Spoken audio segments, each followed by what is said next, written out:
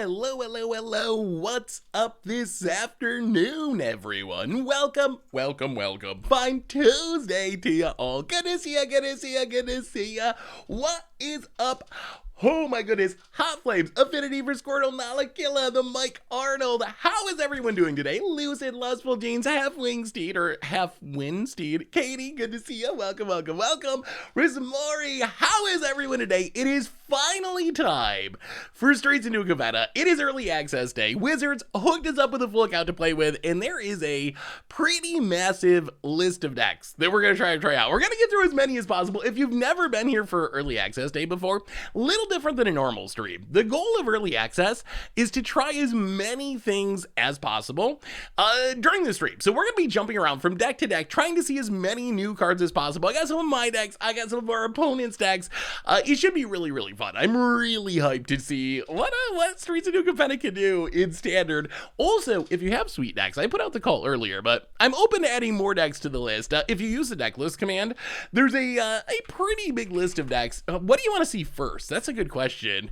Dollhouse does sound fun. I like the idea of Xander's Dollhouse. I don't know if it's any good, but getting back Xander with Dollhouse of Horrors, and we get a bunch of new self-mill cards, which seem good. Maestro's Charm, and Snoopy Newsy, and Avon Heartstabber. So we got a bunch of new ways to fill the graveyard, and then hopefully we get a Xander, and hopefully Xander's enough to win the game. Sad News Bears, welcome to the Fishbowl. Thank you so much for your subscription. Big soup cheer for you. Thank you.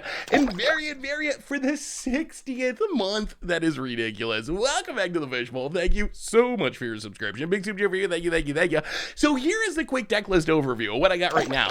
And then we're going to do our quick reminders, and then we're going to play as much Magic as possible, see as many new cards as possible. So here's a quick overview. Also, use the deck list command so you can see the links. But here's what we're working with at this point. So we have Evolving Jund. This deck was kind of a thought experiment almost to see if we can make an Evolving Door deck. Evolving Door, as soon as I saw it, I was like, oh, that's not Birthing Pod. And I kind of wrote it off. And then I started to think about it. It was like, wait, what if we could sacrifice a Jadar zombie to get a 2-color creature every turn? And then maybe have some 3-color creatures that we can get off of 2-color creatures, or maybe by sacking pest summoning tokens. So it's basically probably not good, but the idea is to see if Evolving Door could actually work. Hot Dog Ontology, welcome to the Fishbowl. And Purple Saurus Rex and Variant and Sad News Bears, welcome to the Fishbowl. Thank you so much for your subscription. Big soup to your view. There's a Naya Festival viewer submitted deck, Ginny Faye Naya. This is like token cat and dog shenanigans, trying to turn our treasures into cats and dogs. We have Jund Fight Rigging, Grixis Casualty. This is like make the tokens, the Grixis Ascendancy, trying to pop at Stitcher and Sedgemoor Witch so we can keep casting our stuff, keep casting spells from the graveyard. Bant Teleportation Circle Blink, White Black Angels, Jund Blitz, as it sounds, Esper Connive, Refining, Xander's Dollhouse, Turtle Walk with some upgrades, Bant Super Friends, Arcane Bombardment, which I cried Bombardment. I don't know if it's good, but it seems so sweet. Gruul Treasures, Naya Stompy, Monoway Super Friends, Valet One Shot, which is going to be really bad. So that's what we're working with. So if you got ideas of what you want to see first, let me know. Got Stomped by Cats and Dogs. Yeah, Jenny Faye is such a cool card. It is super cool. Thought of a cool idea for Esper and Grixis Triomes with Mirror Breaker and Obscure Interceptor. Ooh, that does sound sweet. I love new Magic cards. This is like Christmas. We get a new Magic set and get to check out all the new cards. Plus, early access day means we're playing against other people doing early access. Sometimes when we don't have early access, we just play against like, oh, it's everyone playing the top tier decks, and it gets a little depressing. But today, hopefully, we see other people doing cool things too. So reminders, and then we're going to start playing Magic. Ooh, Shadow of Mortality. Ooh, what's up, Eddie Skinny? How are you? Good to see you. So reminders. First off, Rebuild YouTube. This we invite all the old streams, including this one in the future. Normal YouTube, tons of stuff coming up on their top 10 list. We'll soon have Streets of New Capenna gameplay content, lots of Pioneer stuff. So tons of stuff coming up on the YouTube. A reminder that our sponsor today is Mob Nixilis is so busted. It's so busted. Is Card Kingdom. And if you need some magical cards, maybe from Streets of New Capenna, maybe from other places, you can get them over at cardkingdom.com/MTG Goldfish. Even get a free goldfish sticker. Just let them know you want one in your order notes and they'll hook you up. It's just Deo in Burning Bush. Welcome to the Fishbowl. Thank you so much for your subscription. Hey, what's up, Wrecker? How are you? Good to see you. Big soups here for you. So what are we playing first? What do you want to see play first? That's the question. Someone said Dollhouse. We can start with the Dollhouse deck.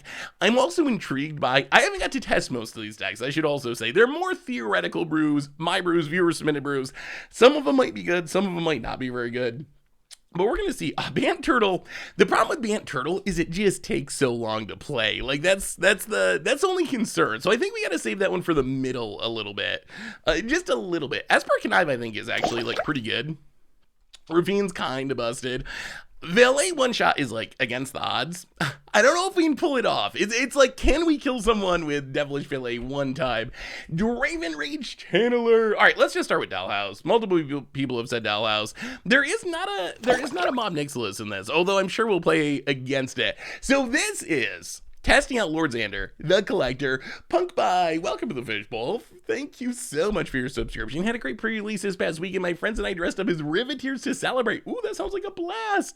Thank you for your subscription. Big super cheer. Okay, so what is the idea of this deck? The goal of this deck is to get Lord Xander the Collector in our graveyard so we can Dollhouse of Horrors it into play. If we Dollhouse it, we can get it into play with haste, get half of our opponent's hand, and then also mill half of our opponent's library. And also, once it dies, which will be likely because it's pretty small, then we make them sack half their non-land permanent. So that is the main goal. We also got Hullbreaker or Jin as backup targets. And then the interesting part of this deck is we got a bunch of new ways to fill the graveyard. We got even Heartstabber, we got Snooping Newsy, we got Cemetery Tampering, we got Maestro's Charm. So we got a ton of new cards in this deck, and I don't know. Let's try it. Let's see if we can Dollhouse someone. Let's see how it goes. Hey, what's up, Bobby Miser?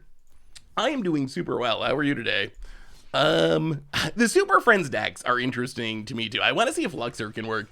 We have a new donation from, whoa, Lucid, $50 donation. Good Lord. Thank you so much. Early access hype indeed. Oh my goodness. I am super excited. There's a lot of cool cards in this set. What do you think? What is your pick for the coolest card in the set? I feel like the deck could use a 2-mana draw one, discard one. Yeah, there's a weird little pinch with, well, we got the Xander. Can we get in the graveyard? There's a weird pinch as to what you want to play there. The issue is, you know, all right, Spikefield gave go. The issue is, would we rather play the 2-mana draw and discard or something like, what? Oh my god. Oh my god. Well, there goes our Charm. Up against Croakies, who is going to be playing some spiky pile, I assume, opponent. Well, so much for our dreams of, well, all right. Snooping Newsy, mills of cards. Jaxus is a really neat card. I don't think you should worry about Krim running Lord Xander. He never gets to 5 mana, so we never cast his commander. Yeah, we should be fine. What are the odds? This just looks like control, basically. Hey, what's up, Magikarp? How's the workday going? I miss the early access day too. Early access streams, I felt like they were the one thing that kind of brought the community together. Opponent makes a dork, phases out. Well, I guess we just play a land. Do some Corpse Appraising. I think Corpse Appraiser might actually be a decent card. Like, we get to exile it. We get a 3/3 for 3, and we get to dig through a deck for something. None of these cards really help us, though. Well, all right. Hit you for 2.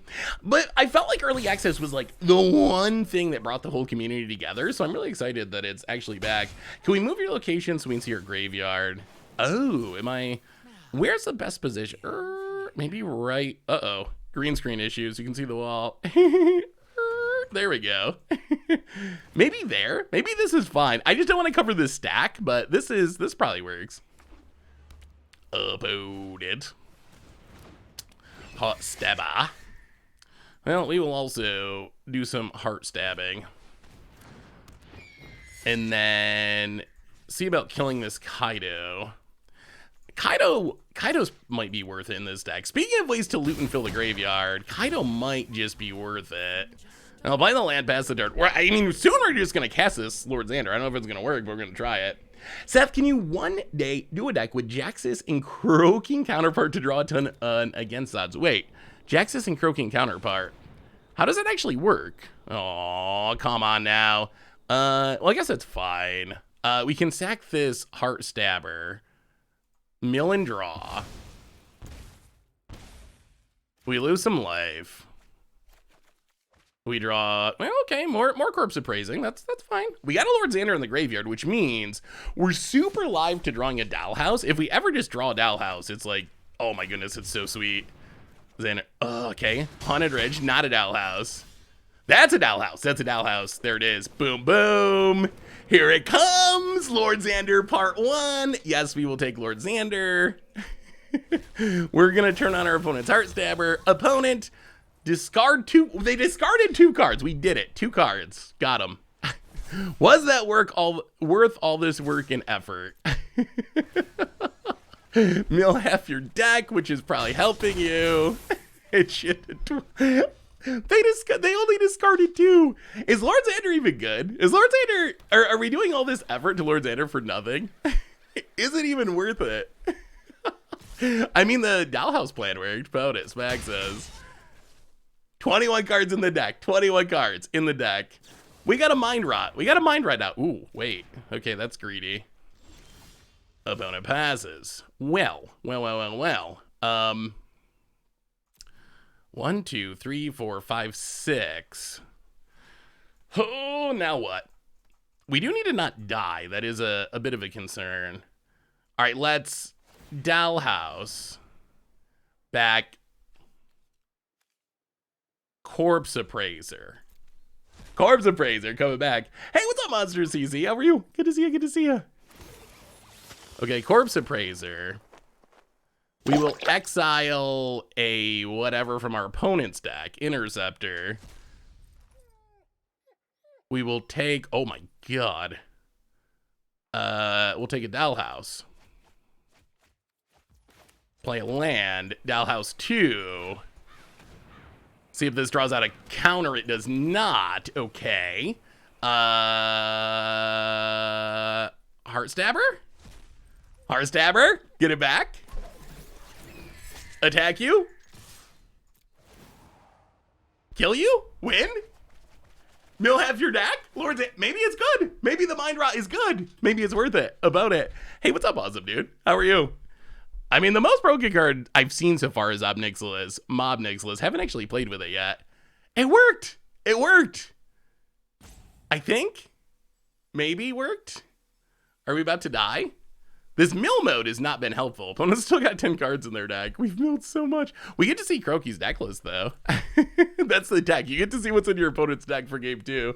My first ever product in MTG I got into was a kit of M15 I stole from Walmart. Don't tell my mother. I still have the Frodo Fire-O-Tite. Oh my god. Fire-O-Tite, and that card was so bad. Obscura Interceptor for some chump blockage. I mean, I guess there's still a world where we could possibly die here. It doesn't seem super likely, but it also doesn't seem impossible. Opponent blocks a Xander. Oh, that was an interesting choice. Blocks a Xander, so you lose a, maybe they want to draw, I guess? Okay, so Xander was discard 2, sack 1. Yeah, I mean, I guess that's fine. That's fine. Ooh, Dreadhound could be sweet. That is a good payoff. Any standard deck you'd recommend to an ad nauseum player or a good reanimator deck? Oh, I think there could be a good reanimator deck. There is, and that's the win. And that's the Xander win. Okay. This is the first deck of the day. That's the first win of the day. That actually felt kind of awkwardly good. I have not given Lord Xander much credit, but maybe Lord Xander's actually... maybe it's good. Bobby Mize, welcome to the fishbowl. Thank you so much for your subscription. Big super for you. Thank you. So what's the first deck y'all are building? I mean, this is coming. The set comes out fully on Thursday on Moto. We already had pre-release in paper. What's at the top of your list? What are you building? I mean, Xander itself wasn't great, I will admit. I'm trying to prove my corpse explosion predictions. I'm trying to prove them right. We'll see. I guess we can keep this. We got the MDFC. All right. Well, we're 1-0. That's not bad. Oh, Jenny Face so cool. Jenny Face is just such a cool card. Bant Counters is really sweet. I'm really hyped about Rabble Rousing. I want Rabble Rousing to be good. I don't know if it will be good. It might not be good, but I really like the idea of it. Well, don't worry. Mob Nixilis is going to be everywhere. After, like, first impression of the card was it was really good. And now that I've seen people play with it, I think it's even better than I thought. And I thought it was, like, one of the best cards, if not the best card in the set. But I think it's even better than that. I think it's just, like, great. Huh. Really could use a land. A land of the black variety, please. Bant Super Friends. Oh, we got a Bant Super Friends list. And a Mono White Super Friends list. Both of them with Luxor. One of them with the Bant Ascendancy. Oh, I'm kind of hyped. I'm hyped. I want to see if Luxor's good, because Luxor's just such... well, okay. No, this was all part of the plan. We want to discard the Sword Xander to hand size. We got him right where we want him. Well, let me see, Doug. Yeah, mana... It was definitely borderline whether we should keep it, but we're set up for a corpse explosion at some point. And Helo's like such a powerful commander. It really is. Johnny Lynch, welcome to the Fishbowl. Thank you so much for your subscription. Big super for you. Thank you, thank you, thank you. Bant Ascendancy is going in aggro, not Super Freds. You can play it in aggro, especially with the Bant counters theme, like if you care about counters, although... For me, the Super Friends part is the most interesting part. Like, there's lots of ways to put a +1/+1 counter on your creatures. What there's not, though, is a lot of ways to add loyalty counters to Planeswalkers. So the uniqueness of the loyalty counters is what intrigues me the most about it. So you're playing Croakies earlier with Mono White. Your deck looked cool. What a... Ooh, okay. The Wandering Emperor. We really need to draw land here. Please, please, please. We will play Bant Super Friends, us Phil Jeans. We will. I will move it up the list. If you got decks from the list of decks or your own decks that you want to add, let me know which ones you want to see. Because I don't think we'll get through all of them. We'll get through as many as possible. But usually we can't get... There's just too many. Too many decks, too little time. Okay, well, that's... that counts. That counts. That's not the cleanest way to get where we're trying to go. But that is officially a land. I think Mob Nick's list might be broken. It might actually be. I'm an MTG noob, kinda. Bant, Grixis, etc. Is there a site that tells you what all those deck names mean? Ooh, that's actually a good question that I hadn't really considered. So, maybe? I don't know. Does anyone know of a site that does that? So those names go back to the set Shards of Alara, where it was a 3-color set, actually very similar to, very similar to what we're seeing with Streets of New Capenna, but the names of the 3-color combinations, like rather than Maestros, ooh, there's the Ascendancy, rather than Maestros, red, green, and black was Grixis, white, blue, and green was Bant. So, and those names have just kind of stuck. There's probably got to be a site that breaks it all down, though.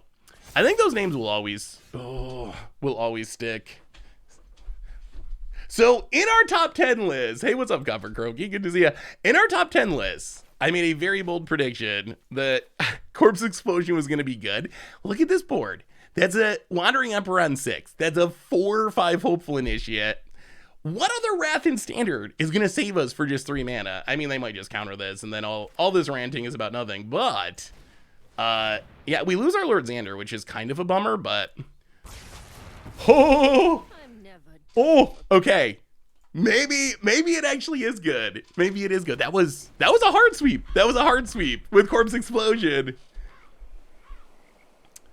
Yeah, it's basically 3-color combinations. You rock, Jambalist. Good to have you.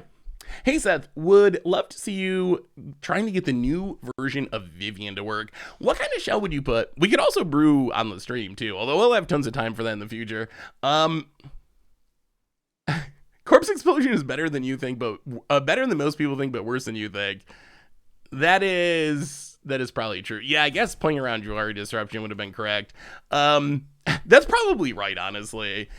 I think it's better than the 0 hype that it's getting, but it might not be. I'm sticking with it. I put it on all my top 10 lists. I'm going down with the ship. Circle of Loyalty style. So for today, for early access, the only options are standard, best of 1 standard, and also limited. Ooh, hitting lands is good. Can we... Yeah, let's play Heartstabber, and then we can leave up our Maestro's Charm. Actually, we could just run this out and draw a card. Maybe that's even better. You know, let's just do that. Let's just hit our lands for next turn. Corpse Appraiser. Corpse Appraiser, I think, is actually a good card. Like, 3 for 3, ETB, Anticipate. I think it's actually just a pretty good card. And it can hit your opponent's graveyard, which is sweet. I didn't actually realize it when I put it in the deck. Where can you see the deck list? The deck command, !deck, will take you to a doc that has all the deck lists on it. Hopefully you have access to it. It looks like people can see it.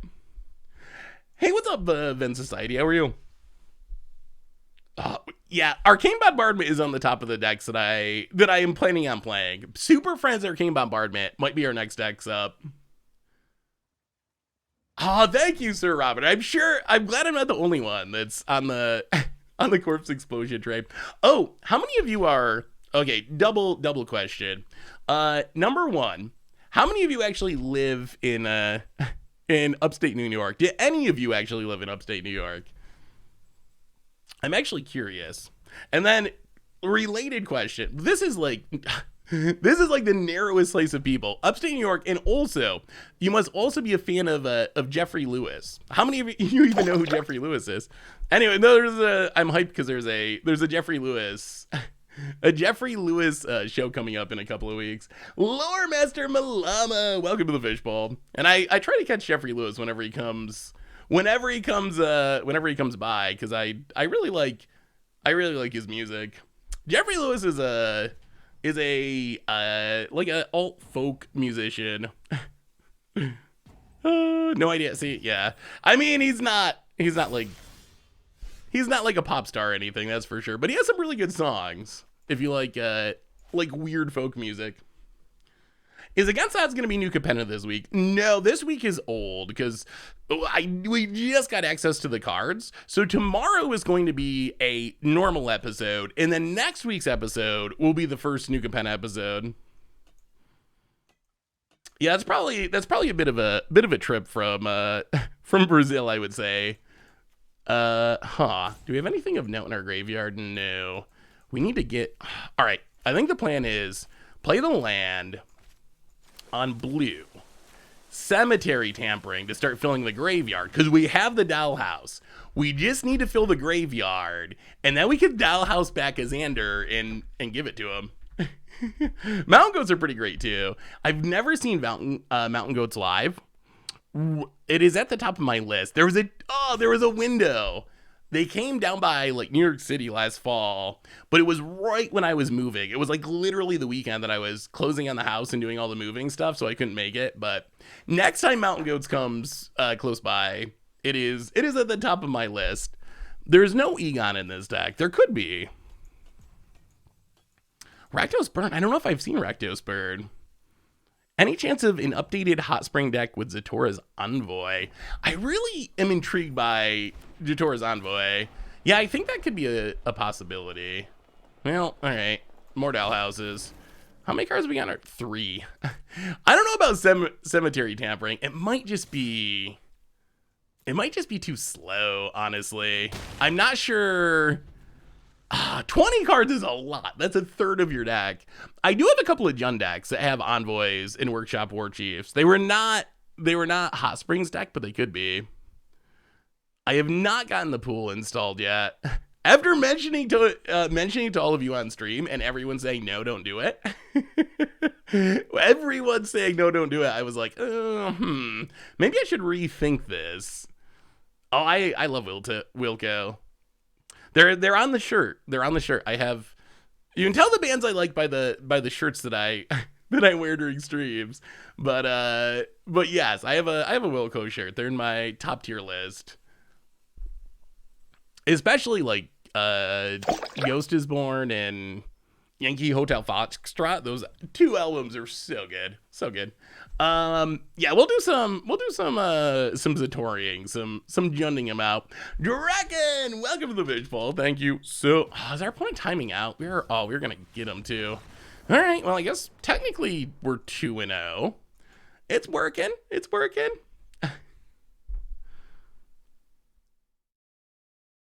I mean, this deck seems like it kind of worked. The question is, I mean, from a fun early access perspective, I think this has been a success so far.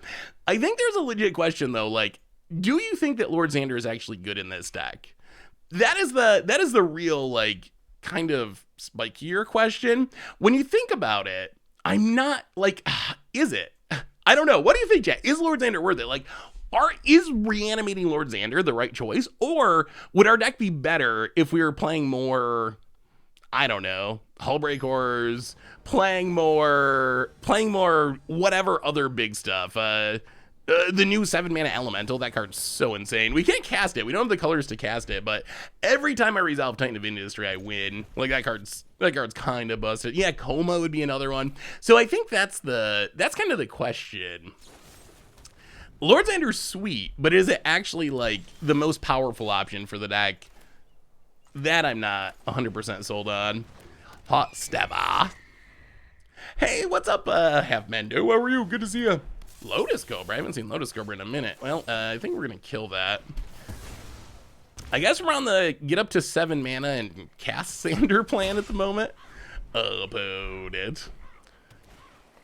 Even the score is a card that I haven't put in any decks yet. I don't know if I should. I feel like, ooh, Corpse Explosion. I mean, that's a ways away from doing anything, but that's a card that I'm not really sure about. It's interesting. Oh my god, opponent's doing some serious rampage here. Sure. I feel like we're about to lose.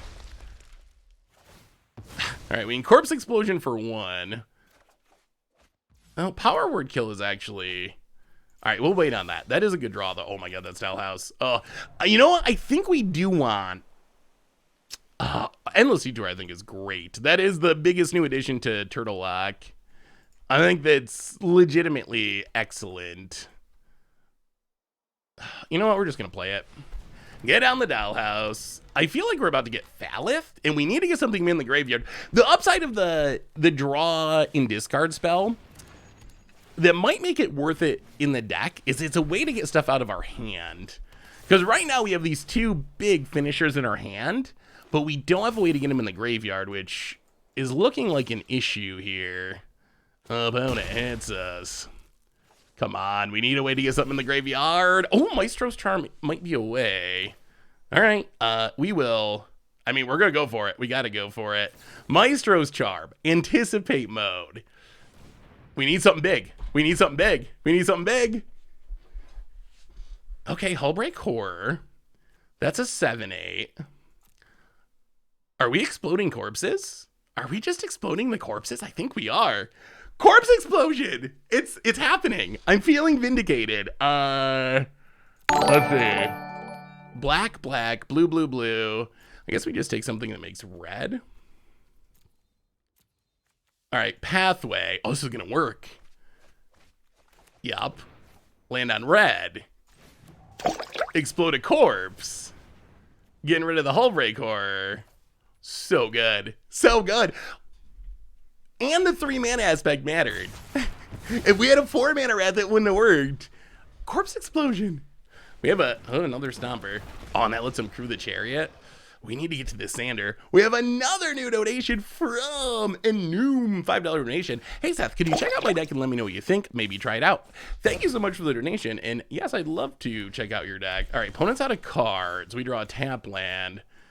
Well, next turn the fun begins. We can get back a Corpse Appraiser. Next turn it's Xander time to make our opponent discard from their zero card hand. Got him.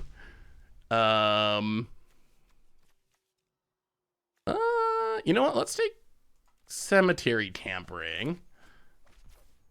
Play it. 10 cards. Can we hide away? Okay, we'll hide away a Xander. I mean, if you play enough Xanders, one of them's going to get the job done, right? Ooh, Band Control. All right, more Stomps. Sure. This Power Word Kill is going to help. It's Xander time, though. It's Xander time. Or Jin time. Yeah, exclamation point deck will take you to a dock with a bunch of decks. Found it. Fires up the Zika's Chariot. Sure, sure, sure. We will Power Word Kill the Zika's Chariot. Opponent goes attacking. No blocks this time. Down to 6. Mill 3 cards. Lord Xander. This is super greedy, but I think it's worth it. We're going to Corpse Appraiser for a land and then cast the Xander. Okay, Corpse Appraiser. Shipwreck Marsh. Yes. Yes. Yes. Discard 0. Got him. I think that Jin is definitely the correct choice there, but... Purple Panther. But it's early access day. How can we not resolve Lord Xander? And it's still 6/6, which is still good. What does stocked account mean? Does it mean you just have all the cards because Wizard said so? Yeah, I mean, so basically, I don't know. I guess there's some laws about sponsorship stuff that technically makes this a sponsored stream.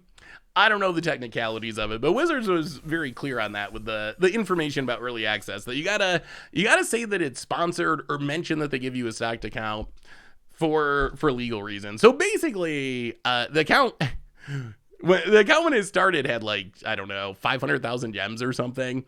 So basically you can just use all the cards, but it only lasts for a day. It's not a real account that I get to use forever. It's just for this one event for one day, and then back to buying cards. All right, one more Lord Xander. Let's get it one more time, and then we'll switch. What do we want to see for deck number 2? I mean, we're what, 3-1? Wait, are we 3-0 or 3-1 with Xander? Did we lose? If you had to play one of my artisan decks for this stream with upgraded mana base, which one would you play? Ooh, some of them are showing up in the 30 under 20, by the way, Rooker. It is happening. It's officially happening. I think so from a competitive perspective, I would probably go with, sure, Sen looks pretty good. From a wins and loss perspective, probably one of the sacrifice decks. I was actually pretty surprised at how strong the sack decks looked. Awkward. So we want to play Valakut Awakening so we can play our 3 drops on time, but if we do, we can't play Snooping Newsy next turn. We'll probably draw a land, right? All right, we'll probably draw a land. Let's do it that way. The Trump's been good so far. We haven't casted a ton of times. Well, this makes it better because at least we can heart stab. Let's Newsy. Begin the milling. Ooh, well, there goes our Corpse Explosion and a Corpse Appraiser. Dylan Hunter, welcome to the Fishbowl. Thank you so much for your subscription. Big super for you. Thank you. Thank ya. There's the untapped land. Well, let's get the cemetery tampering going. Hideaway. Wow, that's a lot of lands going to the bottom. Hullbreaker, and I guess we might as well attack because it's going to not be able to block anyway. Errant Street Artist seems like a sweet against odds card. That is a sweet against odds card. I don't know what to do with it yet, though. Dark Confidant, hello to you. Welcome you to the Fishbowl as well. Big C. Oh, no. Nimble Larcenist. I didn't expect people to play that card, but it's actually really good here. Oh, they leave the Dollhouse. Interesting decision. Opponent. Luminarch Aspirant. Gets it, hits us. We'll probably play some Jund at some point, just because I want to see. Well, there's all of our Xanders. We'll probably play some Jund at some point, because I want to see if the new Thragtusk is good. And Zatora's Envoy is also an intriguing card. 5 cards. And only 3 mana values. These cards are not easy to turn on. So what would you do with Street Artist? Do you have any ideas?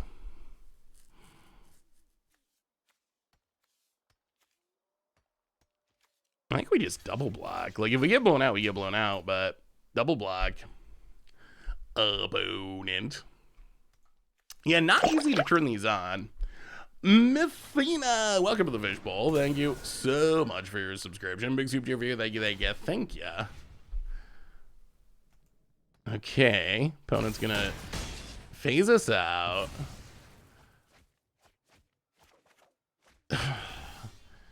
Mill some cards.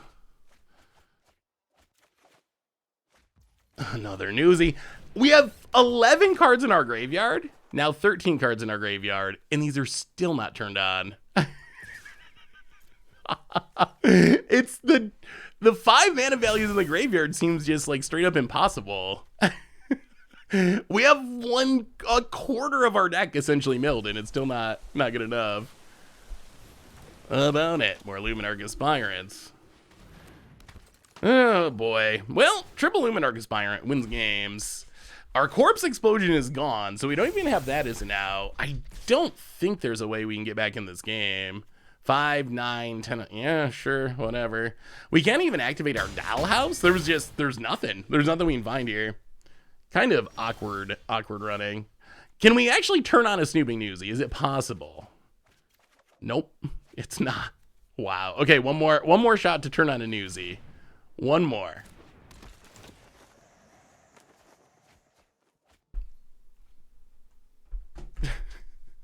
This 5 mana value in the graveyard theme. I don't know what Wizards was thinking.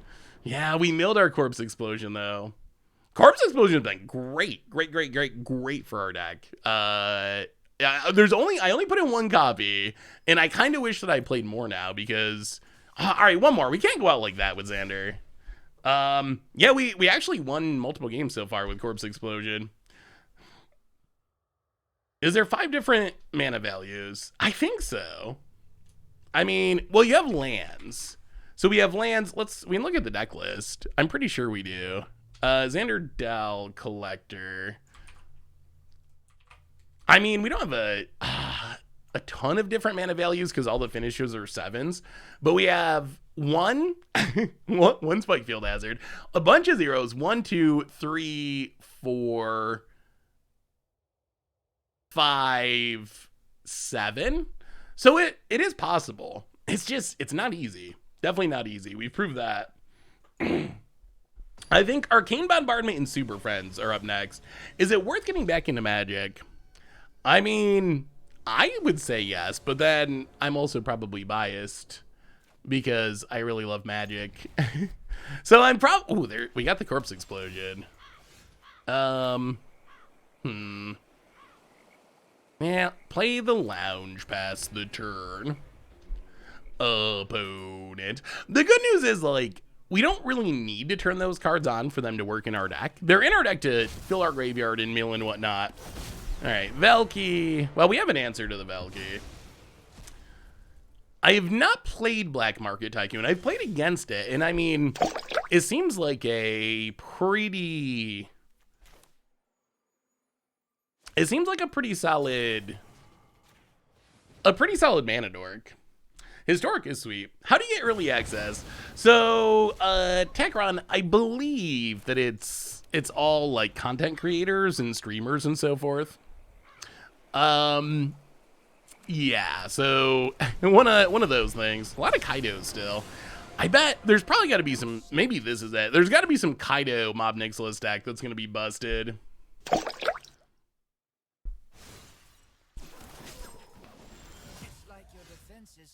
Aren't even there. Aw. Well, now what?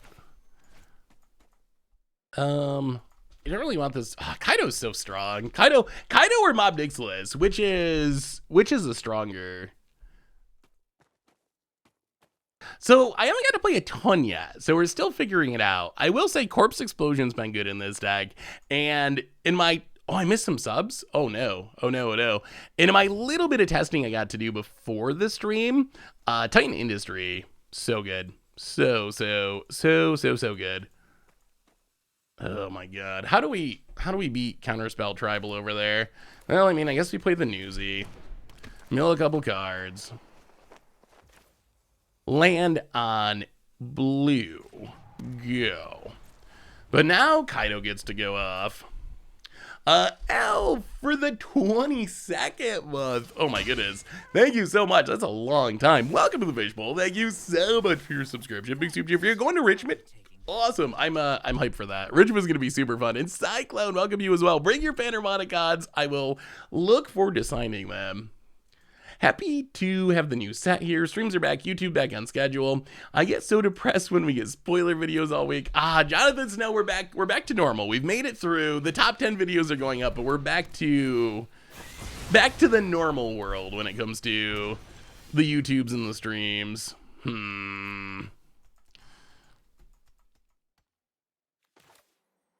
Yeah, let's Corpse Appraiser. We need to hit our land drops. Exile a Newsy. Corpse Appraiser's been pretty impressive too. I think Corpse Appraiser is actually like legitimately a strong card that should see play. Like, I almost think this could be playable outside. Like, it's a vampire too. I wonder if Grixis vampires could work. It'd be cool if Evelyn could work. How much longer do you think Historic is going to be relevant on Arena with Explorer? I think the benefit is at least that some cards on Arena are not Pioneer, like Phyrexian, Arena, and Stifle. My expectation...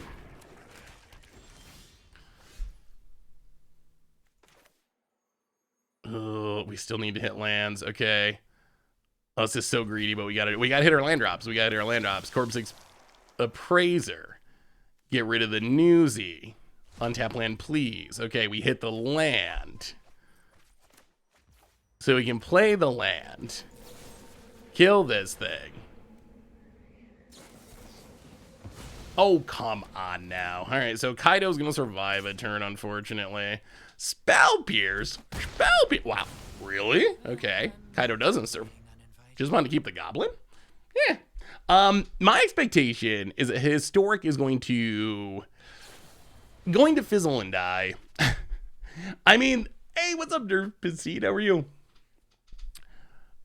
I feel like Historic was already heading in a bad direction. And then having Explorer on the format as well. I mean, okay, so when I say die, I think it's going to exist. I don't think they're going to take the cues off Arena or anything. But in terms of popularity, I think that you're going to have some Historic players that are going to switch over to Explorer. And then you have people that dropped Historic because of digital-only cards or because of nerfs and buffs, whatever. Those people are going to play Explorer. So it's hard for me to imagine there being a world where Historic is more popular than Explorer, indefinitely Pioneer, because that's also a paper format. So I think long term, I think that we're going to see Pioneer / Explorer be the more popular of the formats. What is this deck ramping into? So confused. Corpse Appraiser. So, wow! Holy jeez. Wow. Is that 50? Is that 50 gift subs? Oh, Lord Raddington. I don't know if I can read this many names. I don't know. I can do my best. Oh my goodness, that's absurd. That is absurd. That is awesome. Thank you so much, by the way. You know what? Let's Maestro's turn. No, let's just pass. Let's just pass, see what our opponent does. All right. Ductor, Sniper, Peps, Urk, Riemann, Hib Blue Sleuth, Forky, Mike, JK, Kumo, Jar Jar, Holy Diva, hey, what's up, Holy Diva? Atomic, Lord Jojo, Firefleet, Mailer. I can't do it. Welcome, y'all. Everyone's a sub now. It's official. Everyone has been gift subbed. Thank you so much, Lord Raddington, for 50 gift subs. Welcome, y'all, to the Fishbowl. Thank you so much. Definitely appreciate it. Welcome. Big scoops cheer for each and every one of you. Even if I can't read every single name, y'all get a huge scoops cheer. So yeah, what do you think? Do you think that Historic will continue to thrive and survive? I'm actually curious, because that's just, like, my opinion, man. It's just my opinion. I could very well be wrong. I'm curious. Okay, there's the mobster. You know what, though?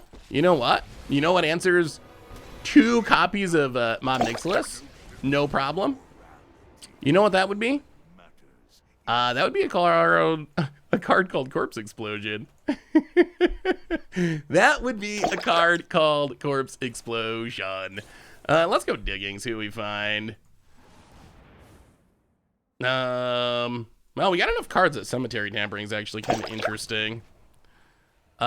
We will discard Jin Gitaxias.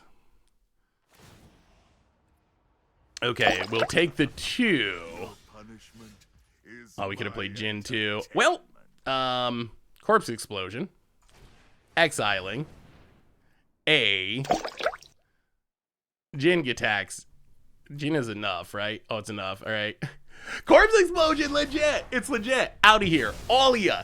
Both Obnixiluses as well. And then we get to Cemetery Tampering. And then we get to hide away a, well, I guess Hullbreaker Horror. Not the dream, but it's fine. Pass the turn. Hullbreaker Horror coming for free next turn. I think we had enough, right? Oh, 15. Okay. So we have to upkeep Maestro's Charm to fill our graveyard. About it. It's happening. Hey Seth, I know you're on Team Unbanned, Deathrite Shaman in Modern, but are you excited for Roundabout, Deathrite Shaman in Standard using Luxor in Planeswalkers? I am super, opponent. I am super excited about that. Okay, Maestro's Charm. Go digging.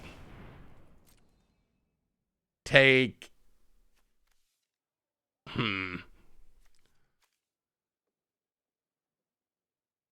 Valakut Awakening. I think? Yeah, take Valakut Awakening. Mill some cards. Resolve. Get our free Hullbreak Horror. Yes, please. Not countering that one. Oh, and there's Xander for next turn. Okay, pass the turn. Hullbreak Horror on the battlefield. Valakut Awakening in hand. Speary, welcome to the Fishbowl. Thank you so much for your subscription. Big scoop cheer for you. Thank you, thank you, thank ya. I mean, maybe we just lose to this Hive of the Eye Tyrant. That is a thing that's kind of happening. Opponent. Can we beat a Hive of the Eye Tyrant? I'm actually not sure. There goes a Hullbreak Horror. Yeah. Opponent hits us. Sure. The cool Sinner. Oh, Heartstabber. The cool synergy about this as well is we can Valakut Awakening. We can use Hullbreak Horror to pick up our Cemetery Tampering. And then reset it so we can do this again and again. We can put it in our library, but I don't think we're going to. Submit 0, draw a card. It's a land. Opponent passes. It's another land. Well, Cemetery Tampering, take 2. Bounce the Heartstabber. Still not sure that we survive. We'll take the Maestro. I don't even know what we take.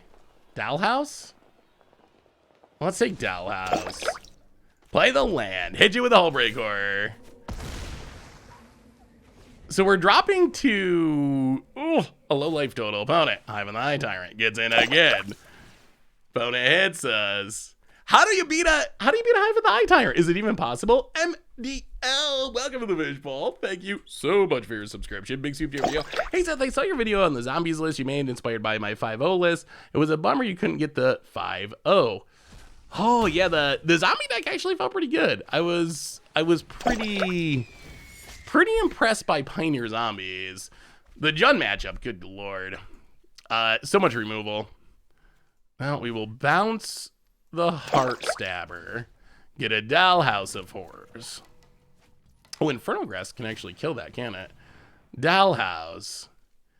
Get back a Corpse Appraiser. Exile the Tenacious Underdog. Oh, this card is just proving itself to be so good. Get a Charm. Play the land. I am becoming more and more impressed by... this Corpse Appraiser every single game we play with this deck. Like, it's kind of insane. Lord Reddington subbing for themselves as well. Thank you for the subs. Definitely appreciate it. Welcome to the Fishbowl. Big soup cheer for you. Thank you. Well, Maestro's Charm. Kill you. And bounce Cemetery Tampering. And that does it. Whew. Corpse Appraiser, I think, should have been in the top 10. Like, it looked like a fine uncommon, but now that we're playing it, it's like graveyard hate. It's doing so much work.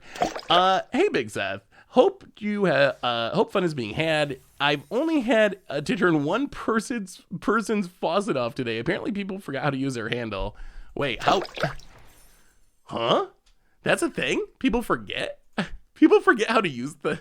to use their faucet. I mean, I shouldn't say anything. The apartment that I lived in, and I actually felt really, really bad for this person, but there was this very old woman that lived behind me, and she lived by herself, and I lived in the apartment like kind of above-ish, I guess, but she wouldn't know how to turn her heat on and do things like that, so I'd have to go and like literally like flick a switch to turn her thermostat on, and I just felt so bad because it was just like an age thing, I guess, but yeah. So sometimes people can't do really simple things that you expect everyone to be able to do. It happens. Turning off a faucet though, that's a new one. All Historic needs to do is revert changes made from Alchemy and Alchemy Jumpstart. Honestly, those cards being removed and change won't impact the format at all, and it would appease the masses. Honestly. All right, what are we playing next? My feeling, and I might be in the minority here, let's try Arcane Bombardment. People have asked about that one. So my feeling is that digital-only cards are actually fine. Those don't really bother me. I've been able to think of digital-only cards as essentially, we haven't played Angels yet. Kofister, welcome to the Fishbowl. Big super cheer for you. I've been able to think of digital-only cards as essentially like Modern Horizons on Arena. So for me, that part hasn't been a big deal. But what I did notice is the nerfs and buffs bothered me a lot more than I expected. Like, I didn't like the nerfs and buffs idea when they announced it. It was fine for Alchemy, whatever, like do whatever. But I didn't like the nerf and buff thing. But then after playing with it, it's just gotten weirder and weirder. And it really got reinforced with Explorer coming to Arena when I got an article and video coming up about what Pioneer decks might actually work in the format. And hey, what's up, Skillet? Yeah, this is a test server, essentially, an early access thing.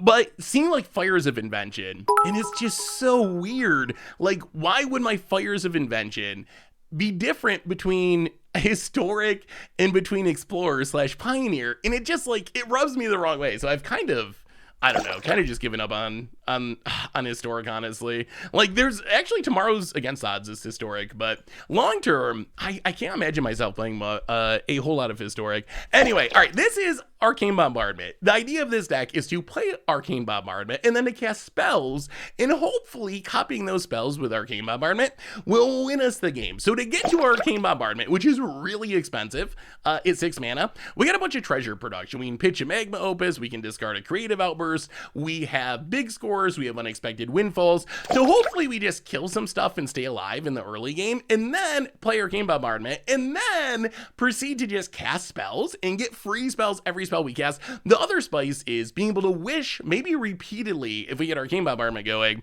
to find Culmination of Studies, Explosive Singularities, more sweepers and bounce spells and extra turn spells. So that's a plan. It's like, is it Spell Slingers, essentially? We'll see if it works. Arcane Bombardment, I don't know if it's actually a good card. It's a cool card, though. It's a card that I'm excited to play with. Oh, the Hooligan game was actually really interesting. Yeah, that was the one game I played with this deck. What are your top 5 cards you want added to Explorer and Pioneer? Ooh. Wait, so cards that are not in Pioneer, but I would like to have in Pioneer? Well, we got the Bombardment. We got Treasures. This is actually fine. I mean, it's actually pretty good. Treasure gets us to Windfall, gets us to Bombardment, and then, I mean, the theory is Bombardment just wins us the game. We'll see if that theory actually holds, but it could. It's possible. Hey, Seth, I got to go to, oh, is this a control deck? Boo and Hiss. All right, whatever. Here we go.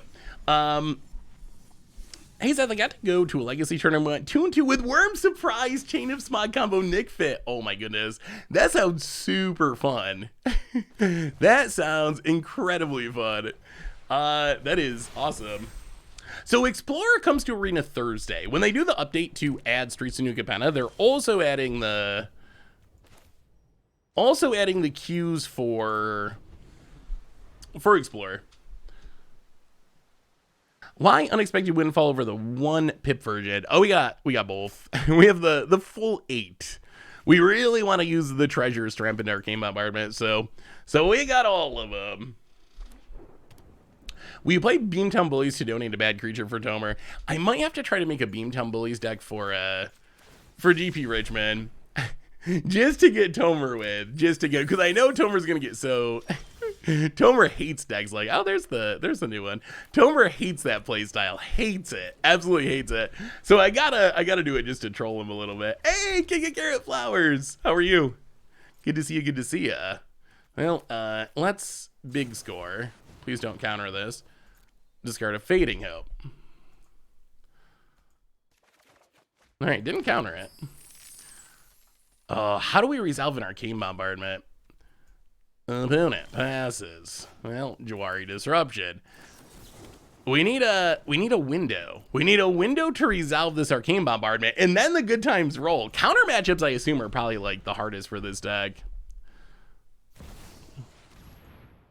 Ooh, Rafine. Okay, sure.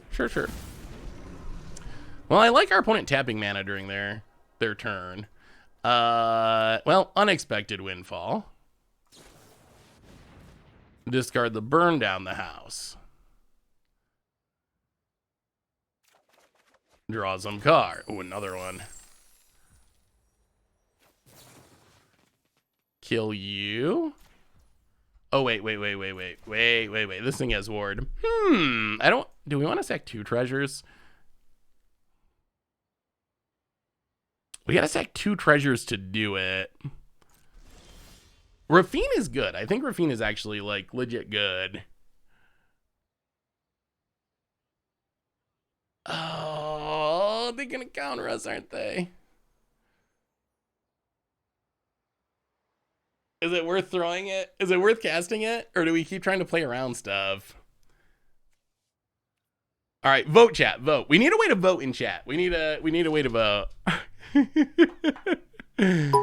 I got a Rafine deck too. I think Rafine is, wow, Lord Rannington with a huge cheer. Thanks to the Goldfish crew for all the awesome MTG content. Don't play Magic myself, but have been living vicariously through content creators for yourself for the past 5 years. Much love. Here's some bits to help keep up with the arena economy. Well, Lord Rannington, thank you so much. So generous. All right, whatever. Don't counter it. Don't counter it, friend. It'll be fine, I promise. It will not hurt a bit. All right, so opponent's one of those kind of jerks. One of those counter-spelly jerks. All right, well, we will pass the turn. I really wanted to play Arcane Bombardment. Yes, all right, we're going to cash in our treasures. Pay the 1.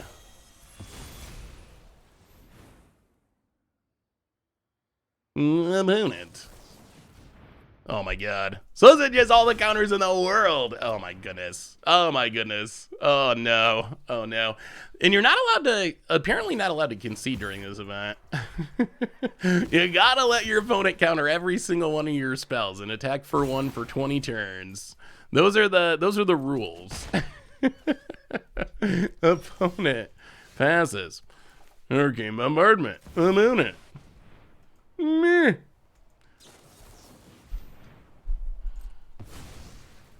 All right, well, that's the game. So we're going to, so the rule they made about conceding is you need to be dead on board. So I think what we got to do here is speed up our demise so we're allowed to concede without getting banned by WotC. Opponent. I mean, I think this is just like every counter. Like, I think that's the plan. Play Rafine, counter every possible spell. Rafine is a sweet card. Opponent hits us for 3. Is there any card from Street of New Capenna? That might be going too far. All right, Fading Hope. Well, we will play the land and Den of the Bugbear. You attacking. Any card from New Capenna that needs to be a little bit better. Wandering Emperor. I am the Emperor of Kamigawa, and I will protect my people. Opponent. Gonna take down and kill the down of the bugbear. Hey, so I've been watching YouTube content since 2019. First time watching this stream. Hey, Sawyer G Love, welcome. Good to have you. Opponent's going to make a samurai. All right, so kill the samurai. Bounce the Rafine.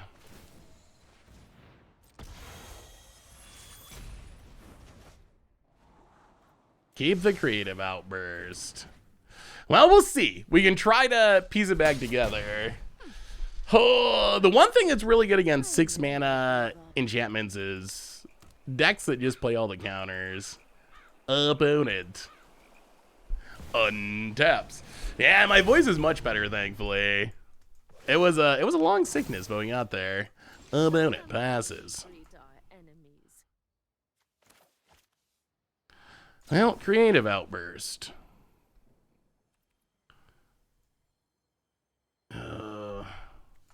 Yeah, creative outburst. Pay the 1. Well, we'll take a... So it looks like we actually have gotten through all the counters.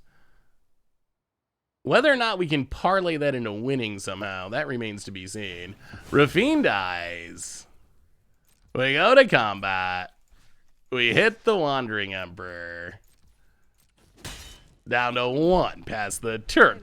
We need the Arcane Bombardment. That's what we need. Oh, send me your list again. Am new. I don't think I still have it pulled up. Send it again, and I will pull it up right now and give you some feedback. Mascot Exhibition. Puts a counter on the dork and passes. Well, Seagate Restoration. All right, so opponent drew an answer. Obscura Interceptor. Loots away. We pick it up. That is essentially just another counter for anyone who's keeping score at home. Well, play a land. Oh, the Seagate Restoration is going to be so bad. Kill the Interceptor. Unpass the turn. Connive is loot plus if you discard a non-land, then you get a counter. Kaido Suzuki. I mean, I would expect the Esper Super Friends, considering that it's already one of the best decks in Standard, and then I guess it gets, I don't know about Rafine, but it gets like Obscure Interceptor and some new additions. Would not be at all surprised if this is one of the better decks in Standard moving forward. Opponent, gonna phase out, draw some cards. We will attempt to Seagate Restoration. Opponent drew into another Interceptor. All right. Well, sometimes you don't resolve a spell. Such is life on early access day. Ban Control. I mean, that looks fun. I mean, you got some good planeswalkers, some good removal, some card draw. I think it looks solid to me. Tameo, I kind of wish there was, well, I guess you have Restoration of Ajano to get back. I was going to say Tameo, I think its most powerful mode is being able to reanimate something. And there's not a lot of reanimation targets, but if you can ultimate it, it's still a good planeswalker with its notebook. So yeah, I think that looks solid. All right. Well, that was not the Arcane Bombardment game. That was our opponent plays every counter legal and standard game. So let's try another game with the Arcane Bombardment and see if we find someone who's not crimin. We have a new donation from Dan Wildfire. My son Timothy wants to play EDH, but his 2 decks he's got are fairly complicated. Mimeoplasm Graveyard in Slimes, Enchanterfang Tokens, Aristocrats. So I'm making a deck led by someone with a similar name. Ooh, that's a fun flavor win. Timothar, Baron of Bats. They print so many commander cards these days that I honestly do not remember half of them. Like, until you sent me this deck, Doug, I could not have told you that this was a Magic card. I like the name reference, and that is a cool take on a Vampire Commander. I also like how budget friendly it is. That's super sweet. Well, Spikefield Hazard tapped. Go. So opponent Naya tokens by the looks. No, we haven't played Super Friends yet. Not yet. We're gonna need to draw land. If we can get one more land and get to these unexpected windfalls, we should be fine. What do y'all think of Gallagreeters? I feel like Gallagreeter is just bad, but is it actually not? Is it? I don't know. A lot of people have been playing it, but when I read it, it reads like it's just not a very good card to me. Well, that's unexpected windfall. Do a main phase, because you never know what sneaky Naya counter our opponent might have. I'm so... Oh my god, that's Arcane Bombardment. That's Arcane Bombardment. That's Arcane Bombardment. Okay, life is about to be good. Life is about... Oh yes, Gallagher's number 2, that's fine. Life is about to be really good, opponent. To me, it looks like bad Prosperous Innkeeper.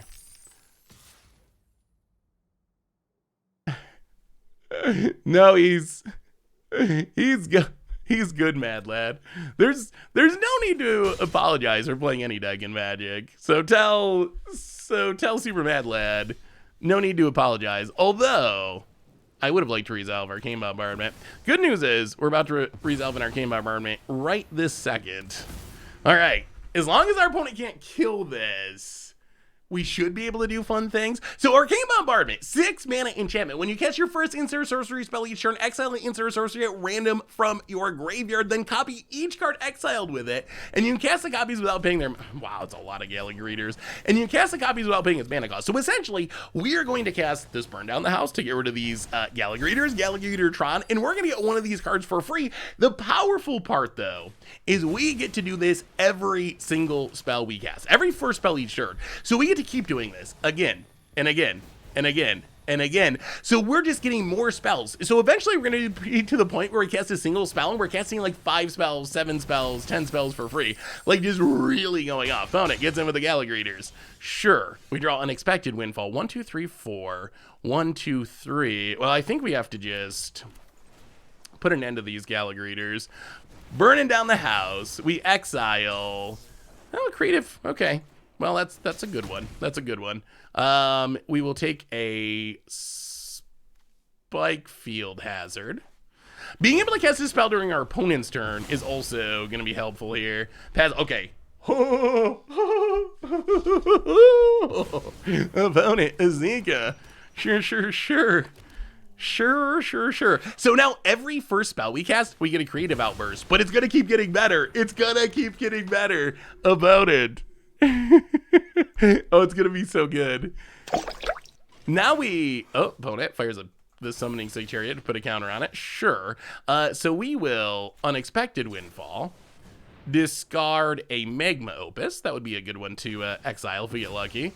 We exile. Okay, Fading Hope. So bounce a token, creative outburst, hit your face, grab a land. Sure, whatever. I mean, I think we're just good now. And then we play the land, and now we pass the turn. And now we get to do it during our opponent's turn. We get to do it during our opponent's turn, too. Incisor, welcome to the Fishbowl. Oh, this is so brutal. Thank you so much for your subscription. Big soup cheer for you. Thank you. Actually, I guess we should wait. Yeah, you can resolve that. That's fine. That's fine. See, I mean, Arcane Bombardment's like really good if it sticks on the battlefield. About it. Gonna crew. Sure. Oh, opponent, I got bad news for you. We are going to big score. Discard a Magma Opus. Exile. Oh, okay, unexpected windfall. That's fine. We'll discard the Seagate Restoration. We will creative outburst the Zeke's Chariot. We'll Fading Hope the token. Keep the play with fire. That's our finisher. Oh, good game to you, friend. And we might be the villains now. We probably are. The value is absurd. An opponent gets and hits us. We'll take the 2. We'll take the 2. Yeah. Now we get even more fun because we get to wish. Trigger Arcane Bombardment. Are we going to mill out? Probably. Unexpected Windfall. Discard Ottawa. Unexpected Windfall. Discard Storm Carve Coast. Creative Outburst. Hit your face. Fading Hope. Bounce your token. Feel the ruin to the bottom. Let the stack resolve. Creative Outburst. Grabs us a big score. Unexpected Windfall. Draws us a ton of cards. Makes us a ton of treasures. And then we get to wish from our sideboard to take Alchemist Gambit, which we will cleave to take an extra turn. And then we will Fading Hope, the Luminarch Aspirate.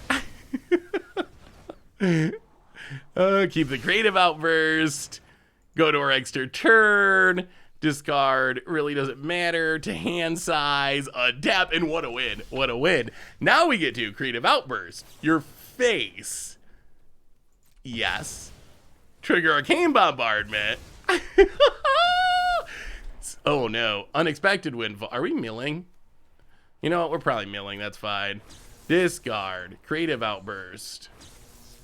Unexpected Windfall. If we mill, we mill. We'll go down. We'll go down on our own terms. All right, draw some cards. How can we not cast this spell though? I think that's not in the spirit of the Arcane Bombardment. If you got the option, you got to take it, right? You can't say no to drawing a million cards. What a game! Oh my goodness, what a game! Are we the villain now? Are we the baddie? It's so sweet though. Did you see that turn? I mean, so here's the thing. The deck's awesome when it goes off. When it goes off, it's so sweet. At the same time, that's kind of our only plan. So if our opponent, as we saw in our last game, just has a bunch of counters, or worse yet, something like Vanishing Verse after we resolve it, then we kind of just do nothing. But when it goes off in such a sweet way. Is VRAN on Moto yet? I don't think so. Although it might be coming soon. They just announced Oscar's finally coming. And I've wanted to play Oscar for a long time. Yeah, you live by the no scoop rule, you die by the no scoop rule. Yeah, if you need any deck list, exclamation point deck will take you to... Actually, wait, hang on. Avert your eyes, chat. I don't know how messy the desktop is. How are we doing today? Oh, look at that. Look at all this space in here. That's like clean. Very clean by my standards. I didn't open Cardboard Live. I don't think it's going to work today. Because I didn't open it because I didn't think it would work because it's early access day. But on the off chance that it does work, we'll might as well fire it up. Yeah, we'll keep. That's clean. If you've been here for streams in the past, you'll know by my standards that is a very clean desktop. Ooh, there's a bombardment. All right, let's foretell this demon bolt. I choked on my drink seeing your desktop. It's not that bad, is it? Is it really that bad? Well,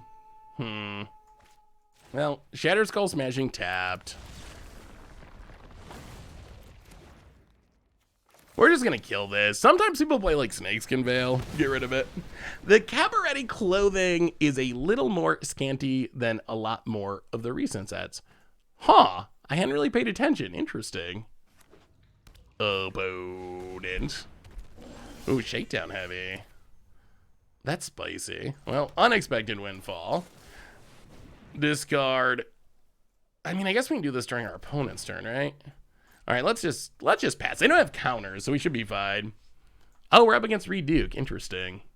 Reed Junding them out. Opponent. Do you want the honest answer or the kind one? Wait, what are we answering? My desktop? I want the honest answer. I can handle it. Oh, Reed's literally Junding. Oh no.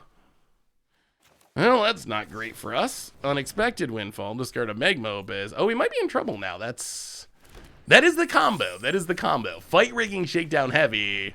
Hopefully this is a whiff. Opponent, what do they find? Yeah, we can't stop it, so do your worst, I guess. Counter. Fight rigging. Okay. Well, those are things that die to burn down the house, so we're not actually dead. Yeah, we'll take it. Drop to 13. Untap. Oh, we can't Arcane Bombardment yet, though. We definitely have to... Definitely got to get rid of these shakedown heavies. Oh, yeah. The heavies are... They're big ones. They are big ones. Desktop is a mess. Is it really, though? I thought it looked pretty clean. Someday I'll send you screenshots of my own desktop. It is 3 icons, and the rest is beautiful. Is beautiful, always watching art. But then how do you find any of your stuff? Like, where are all your things? Fight rigging. Going back to do its thing. Sure. 1, 2, 3, 4, 5, 6, 7. I really want to get down... Arcane Bombardment, but it seems risky. I guess we can. All right, we're going to do it. We can Arcane Bombardment and then Galvanic Iteration for... Okay, so Galvanic Iteration, Demon Bolt's good, Magmopus is insane, Burn Down House is fine, Unexpected Windfall I guess is okay. All right, yeah.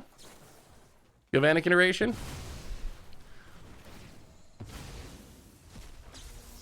Oh, the worst. We hit the literal worst option.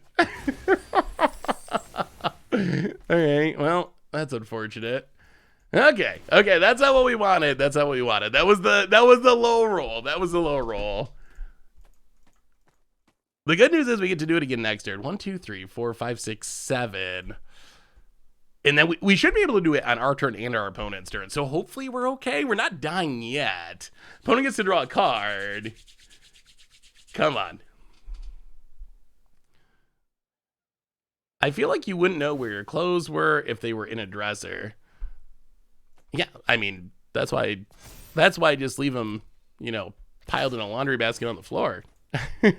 How would I find them otherwise? Opponent gets in. Sure. All right. Junded down to 6.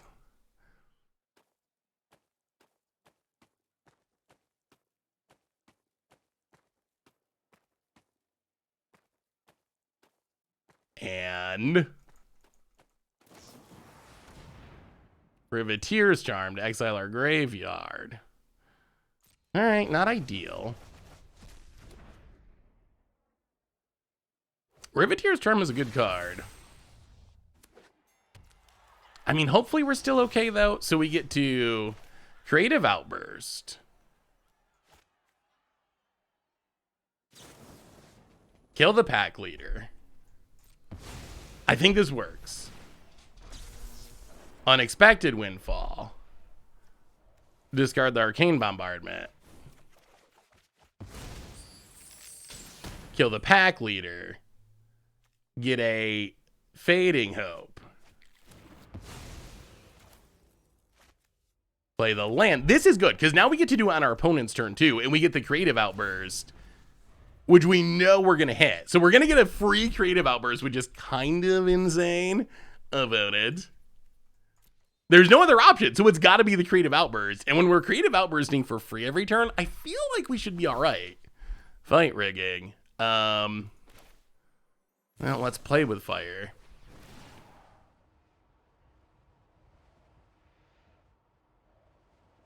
Trigger that bombardment. It's working about it. Hey, Seth, last weekend, I was a villain at my pre-release at my LGS.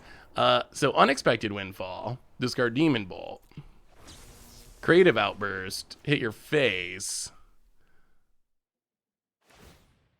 Okay, Treasure, sure.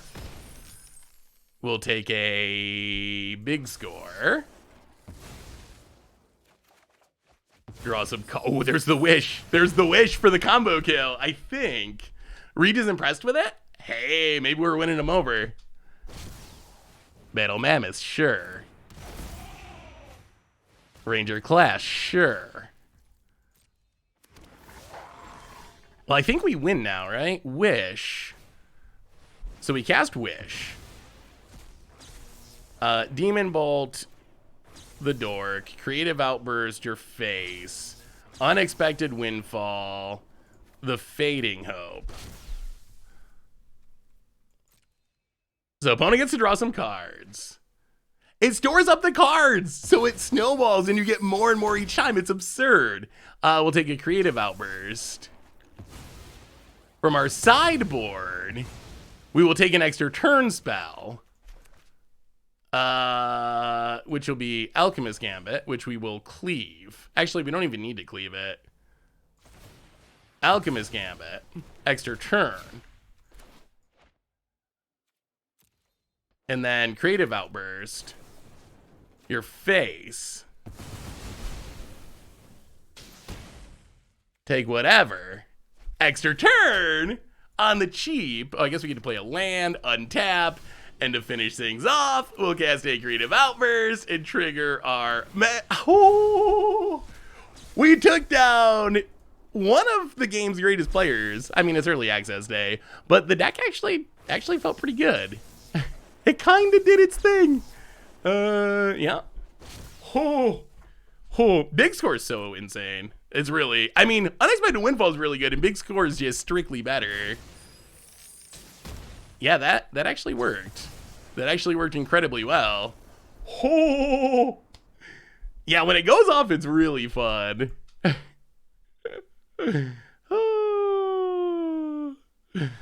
I don't know about better. I don't know about better than Reed. That's definitely not true. Reed Duke is like, oh my god, probably one of the all-time best. Man, well, where would Reed rank in the all-time list? Definitely way ahead of me. I think Reed. You think Reed's in the top 10? Might be in the top 10. But definitely one of the greatest players.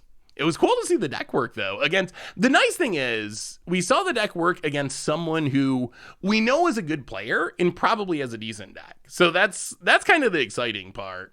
It's early access day, but sometimes, like, on early access day, you never know. There's times when, on early access day, you play against some really wild brews that are just, like, not very competitive. And it's hard to know, like, okay, did my deck actually really do its thing? Or did I just, kind of get a freebie? In that case... We know we were playing against a good player with a good deck, and the deck still did its thing. Life is good when you don't have to deal with counters. All right, let's go one more time. Let's go one more. Let's go off one more time, and then we'll switch. We got to play Super Friends still, too. Super Friends is at the top of the to-do list. Also, a reminder that our sponsor today is Card Kingdom. If you need some magical cards, you can get them over at cardkingdom.com. So what do we got next? What deck do we want to see next? I have not gotten to play Teleportation Circle yet. Honestly, I got to play very few of these decks before going live. So most of them are completely untested. All right. Spikefield Hazard gonna do its thing. I love me some Spikefield Hazard. Spikefield Hazard is pretty good at getting people. Ooh, Jennifer. Well, all right. We are going to spike away the Gallagher Eaters. Untap. All the Storm Giants. Pass the turn. It's my brew. I'm excited to see you play it. It looks really fun. I don't know about the card I was thinking you're replacing was the discard to make a land tap for 3 colors thing. I'm not sure that those cards are strong enough for standard, although it does have an ETB. I'd like to see the Naya Festival deck. See how many tokens you can produce in a turn. Do you think it's possible to win with Devilish Valet? Yeah, the Festival deck looks fun too. I can't imagine that was the choice our opponent wanted to make. Oh, sorry. Yeah, I think our opponent was trying to do something other than pump there, but I guess we'll take it. Land on red. Where is our Where's our Arcane explosion? Opponent. So do you think it's possible to Devilish Valet? When is the next viewer battle stream? It's a good question. I'll try to schedule one for the near future. Now that we got the new set, I think it's probably a good time for it. Fable of the Mia Breaker. Yeah, let's get rid of Ginny. 5 creatures and no blockers / removal. So the number of creatures isn't ridiculous. Or you can use pump spells. Like if you use a pump spell, you can get the number of creatures necessary down quite a bit, which is nice. Now, drawing disruption. Pass the turn. Guess it's unexpected windfall time, and then we can burn down the house. Devilish Valet needs Capenna Charm. You see a pair of goblins, or you can make a Jeskai route and play exotic pets. Mystic Reflection, spicy. I like that idea. Hey, what's up, meanwhile? How are you? Good to see you. Is there any cool Esper deck with the new cards? So we've seen Esper Control, which I don't know how new that is. I have a Esper Connive deck with Rafine that is kind of Esper like tempo / aggro, but it feels pretty good. What's new from the set in the deck? Oh, that we're built around Arcane Explosion. I'm still forgetting some of the card names. Arcane Bombardment. Like that is the card that makes the entire deck do its thing. So the idea is that we just fill our graveyard, dig through our deck until we find Arcane Bombardment. And then Arcane Bombardment, as we've seen in our last games, it goes off pretty impressively. Opponent gets in, hits us, sure. Well, that's unexpected windfall. Oh, showdown. That's some good card draw. That's some real good card draw. I thought about playing Restoration of Vijano to replace the land fixer, but wanted to have the most new cards. That makes sense. Another one that I am considering for the Blink deck is the 3-mana Angel with the ETB, draw a card and gain a life. What's the first against the odds deck? I haven't decided that yet. So tomorrow's Against the Odds will not have new Capenna stuff because the set hasn't been out long enough for me to actually record it. Halo Fountain is probably a likely option for first Against the Odds card. What are the other good options? Is there anything else? Devilish Valet one-shot might actually be an Against the Odds deck. I wanted to try to make that work for budget Magic, but it's going to depend on how possible it actually is. If it's a deck where it's like lose, do it one time, then it probably would end up on Against the Odds rather than budget Magic. Well, I think we got to burn down this house. So we burn down the house. Yeah, I think we just got to do it. All right. Blow up all the creatures. Our opponent's pretty well set up to rebuild here, though, unfortunately. And we don't have our bombardment. Do I like Talking Heads? They're not a band that I listen to a ton, but yes, the songs that I know by them I do like. So, yes-ish. Bootlegger Stash. I was wondering, is Bootlegger Stash a great Against the Odds card because it can do so many weird things? Or is it like the worst Against the Odds card because it's the most expensive card in the set and maybe like the most talked about card in the set? I don't know. All right, opponents, throwing the dorks. Oh, we need another Wrath already. Sure. Ugh. I don't know. I don't know if we can get out of this without another Wrath. Stormcarved Coast. Well, alright. Stop on our opponent's up. I guess it's Magma Opus. Magma Opus time?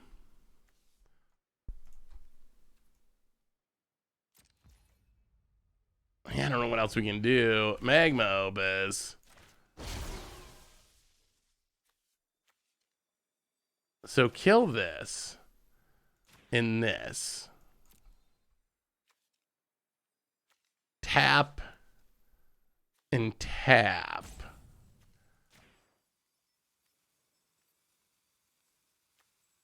Well, all right. Maybe this keeps us alive.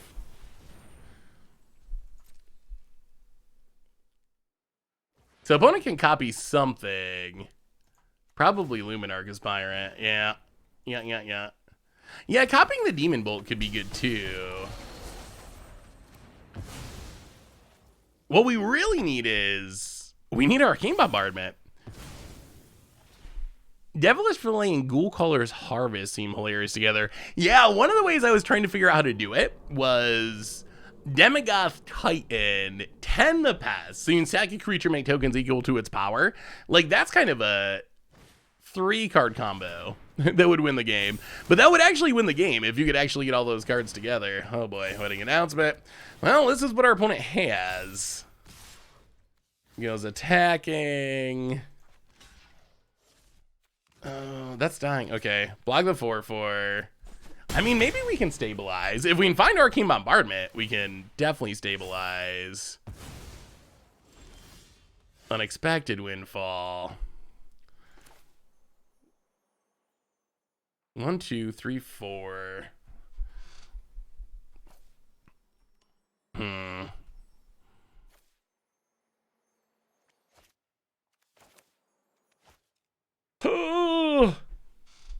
Is open the Omen Path in any of using any Bombardment stash stacks? I haven't noticed that. Is open the Omen Path still in standard? Is that from Keldheim? Could be. Yeah, it is still in standard.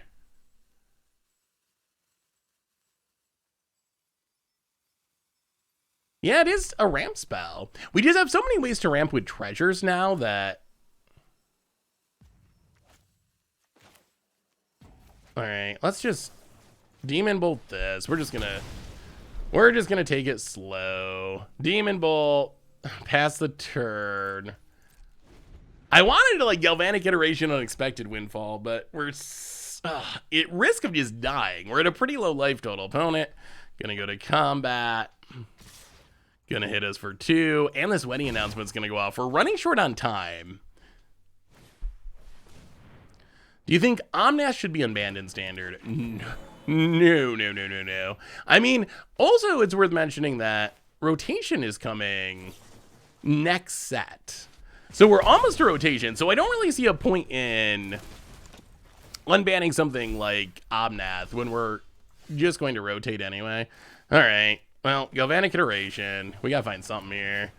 Unexpected Windfall. Discard an Unexpected Windfall.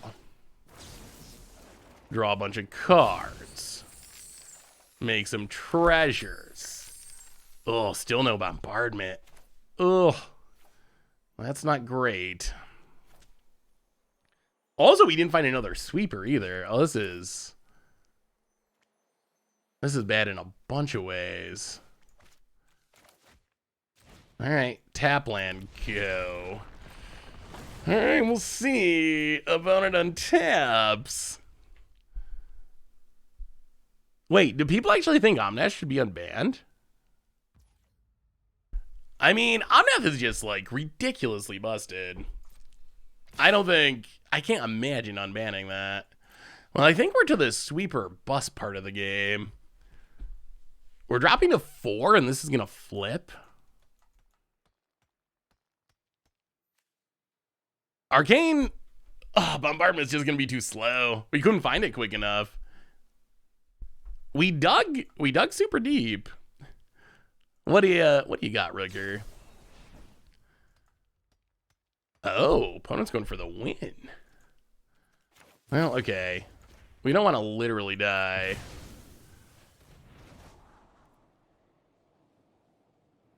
Ooh. 1, 2, 3, 4, 5, 6. 1, 2, 3, 4. Our graveyard's super full. We're gonna have to get soup. Oh, we're never gonna get incredibly lucky. Do we keep? I mean, you know what? We came here to Arcane Bombardment. We're gonna Arcane Bombardment. I'm not sure that it's gonna save us. We're gonna have to really, really, really get lucky, but spin it to win it. Spin it to win it. So actually, we don't know when the next set comes out. So maybe the next set doesn't come out till September, but that would be an incredibly long gap. But yeah, whenever, they haven't announced the dates yet, but whenever the next set comes out, that's when rotation happens. Opponent flips it, draws. All right, well, Arcane Bombardment, it's your time. Show the world what you got. Arcane Bombardment, land. Big score. Oh, we're gonna have to get so lucky. Discard an Outburst. What do we get for free? Fading Hope. Big score. We can't cast that. So big score to the bottom. We need a spell that we can cast or we die. All right, well. Okay, we can try again to get lucky with Galvanic Iteration. Okay, so we got the Fading Hope. We gotta hit a removal spell, though. We gotta hit a removal spell. Galvanic Iteration. Nothing will be copied, just to trigger Bombardment. We exile. Oh, that's not gonna do it. Okay, we could hit another removal spell. All right, so discard Seagate Restoration. We gotta hit a removal spell off this. Fading Hope. Bounce. Oh, the Wedding Festival. The flippage. Oh, that's not gonna do it. Come on. Come on. Oh, death. Yeah. Oh, they got us. Wow. We were like a turn away. A turn away. Oh! Oh, you're right. That was on me. That was a punt. Oh, the Galvanic Bombardment. Oh, no. That would have worked. Oh, and I lost my hat. Oh, no. Oh, yeah, that's... Okay. Okay, we got to do one more game with this deck. Because that was... Yeah, that was on me. I think we would have actually won that, now that you say it. Oh, that was definitely a punt. All right, we can switch. We can switch to something. We have so many decks to get to. So many decks. So that deck's sweet, though. I actually think Arcane Bombardment... Yeah, that was MDFC's time to shine. I think that, yeah, I was thinking that the Galvanic Iteration was literally just to trigger Arcane Bombardment, but it actually would have mattered there. And it would have copied the Spikefield Hazard. But I think Arcane Bombardment is a little better than it looks, essentially. We still got Leer and Standard and so forth, so we'll see how it ends up. But as you saw there, like, it snowballs like crazy. It snowballs so hard once it gets going. So the reward is high. Sometimes you punt, but if you dodge the punts, want to see Devilish Valet and Ginny Faye.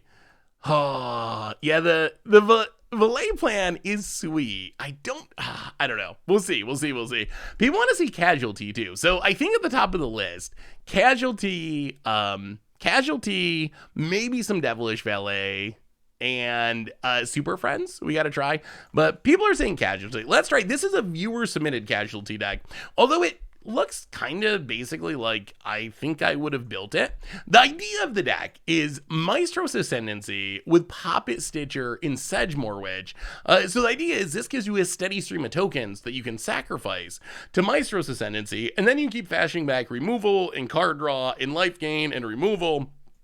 And then hopefully just parlay that into winning. Also, Obnixilis. One thing I do wonder about is maybe a little 3-drop heavy.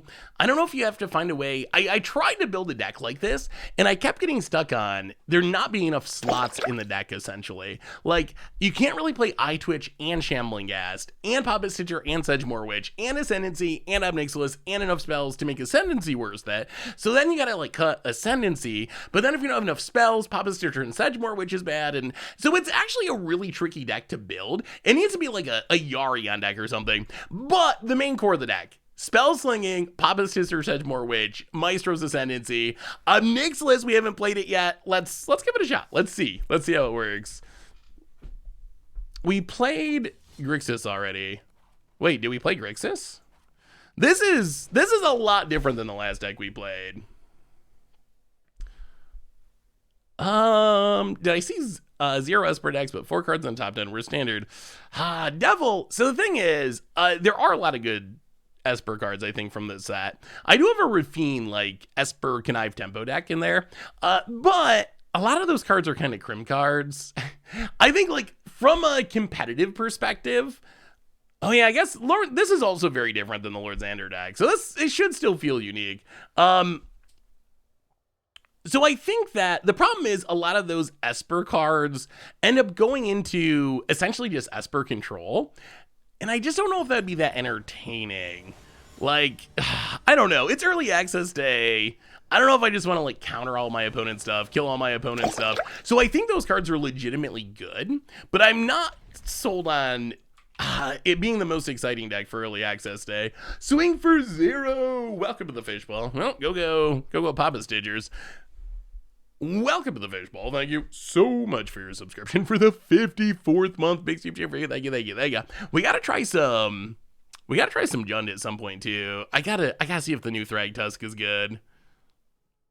Do you think that Guide to Angels and Pioneer has legs with Lyra and Resplendent Angel? I think that it is probably.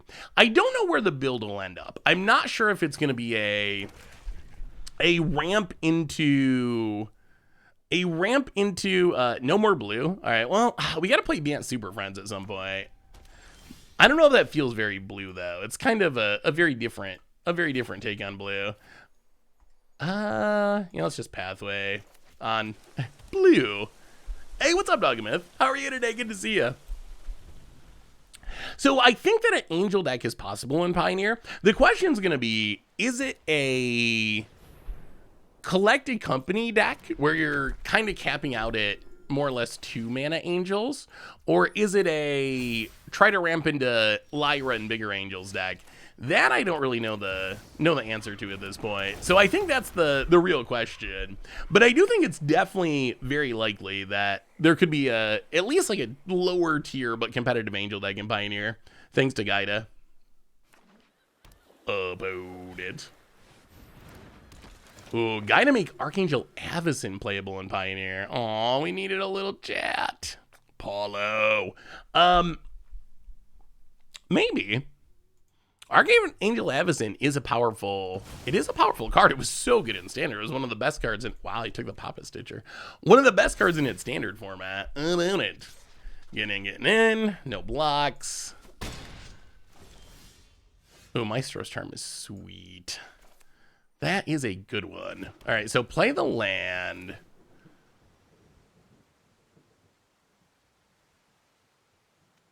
Pass the turn. You know what? Let's just kill this now. Kill the Luminarch Spire, make a token. And now hopefully we are set up to a little chat. Dig through the deck. Find the Maestro's Ascendancy. Wandering Emperor, main phase. Okay. I don't know. What do you think about Angels in older formats? Has it got a shot? Opponent gets in, hits us. Oh, we gotta go. Let's see if we can full control this. Go to combat. Kill Wandering Emperor. Decays. Hit the Wandering Emperor. A little chat. Casualty. There we go. Sacrifice the zombie, get it back. That's the main synergy. That's a synergy. Sack the token, get it back. So we don't actually go down a creature to casualty our stuff. There's the Ascendancy. And then, yeah, I guess we take Grizzly Sigil.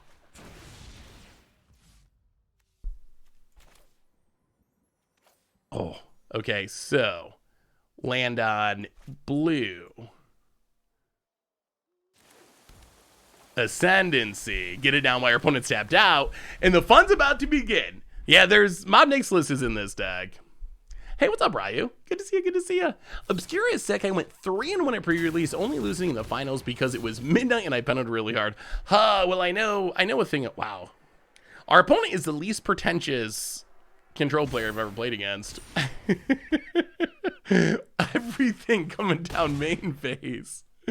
Oh. All right. Did any of you actually watch that video? That was a long time ago. Do you remember? I think we were playing Pauper Burn. We were playing against Pauper Burn, and our opponent kept playing lightning bolts and other instant speed burn spells during their main phase. And somehow we were chatting in the chat, and they said it. They said that playing at instant speed was pretentious. So I played everything at sorcery speed. That's one of my favorite things a Moto opponent's ever told me. Pretentious to cast your instants at instant speed. So good. So good. All right, let's Maestro's Charm. Actually, no. We want to probably keep that. But we also need to not die. All right, Grizzly Sigil. Casualty. Hit the Paulo. Sack the zombie. Please don't time us out. Get another zombie. Kill the Paulo.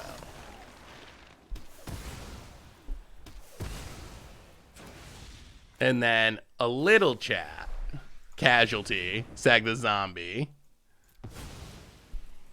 Oh, wait. I'm an idiot. We need a double. Oh, that doesn't actually work the way we wanted. All right, new plan. I guess we should have done this earlier. I will accept a punt for that one as well. Yeah, we should have done that first half 2 Pop-It Stitchers. That would have been better. About it. Ayo! All right, can we beat an AO? We are at 13. Our graveyard's going to be unlocked, though. Grizzly Sigil. Okay, so Grizzly Sigil. Casualty. Hit the AO. Actually, do we want to even kill the AO? The death trigger is kind of scary. Maybe we let that live for now. Let's Casualty kill the Interceptor. Sack the zombie, get 2 zombies. All right, that's good. Kill the Interceptor, gain a bunch of life. And now we can a little chat with Casualty. Sack 2 zombies, get 2 zombies. Yeah, go digging. This deck has so many sweet synergies. Flame Blast Bowl. Oh, that's a good answer to that. Ayo. And Blood Chief's Thirst. That's less good, but. All right, play Lander's Lounge. Pass the turn. Maestro's Ascendancy is pretty sweet on the battlefield. So we have to sack 1 for Maestro's Ascendancy. Maestro's Ascendancy, you have to sack a creature, and then we have to sack another one for Casualty. So the creatures do end up adding up. You'd have to sack a lot of them. About it. I like this Flame Blast Bolt, though. Exiling the AO seems kind of helpful. Did I miss a donation? Oh, we did. Day in Wildfire 2. A very not pretentious Wandering Emperor. Day in Wildfire, $2 donation. Remember your blue-black pirate deck with Scarab God? The pirate god deck, yes. In Ixalan Cinder, I built that plate in my LGS, used Scarab God to bring back a Siren Storm Tamer to counter a Settle the Wreckage. The look on the kid's face was priceless. I bet. That deck was sweet. That was a really sweet deck during its era. Opponent gets and hits us for a bunch. Well, go Papa Stitchers. I was gonna say this guy has a good beard, but not really. It's mid-grade beard. Another. Can you target AO, hold priority, and then bold it to exile? Yes. That is a line that we can do. So I think what we do here is Flame Blast Bolt on the AO for 2 damage. And then when it dies, it gets exiled. And then Grizzly Sigil. And a wow. Okay. Well, I mean, opponent, yeah, I guess just didn't want to keep playing. That felt pretty good once it got going. Huh. It would be cool if there was actually a Papa Stitcher deck. We didn't get to see Obnixilis, though. Gaida Spell Queller, Wandering Emperor, Avacyn, March of Otherworldly Light. Yeah. I mean, there's pieces there. You can play some sort of tempo deck with it. But Gaida, though, needs to have a bunch of angels. Like, how many angels do you need to make Gaida work? I think the number is kind of high. Like, I don't think you can just run it in a deck that has, 4 angels, 8 angels, or whatever. Temizy, welcome to the Fishbowl. Thank you so much for your subscription. Big soup cheer for you. Thank you. Yeah, technically you're not supposed to concede until you're dead on board. Although, I don't know. I mostly like to meme about that rule more than anything. Like, I think the intention of the rule is very good. That you want to see people do their cool thing. And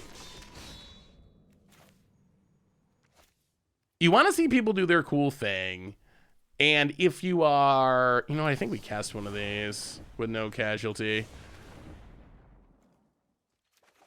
And if you're scooping early, you're less likely to see your opponent do their cool thing. So that makes sense. Let's just play this on red and play Pappy McBoyle. Squirtle, welcome to the Fishbowl. Thank you. Squirt Tile, welcome to the Fishbowl. So many Gallagreeters. Apparently everyone thinks Gallagreeters is like an insane card. Everyone is playing Gallagreeters. Well, I mean, we're going to make some tokens. We're going to play Stormcarve. Oh, we're not going to make some tokens. All right. Grizzly Sigil. Kill the Magda. Make a token. Go to combat.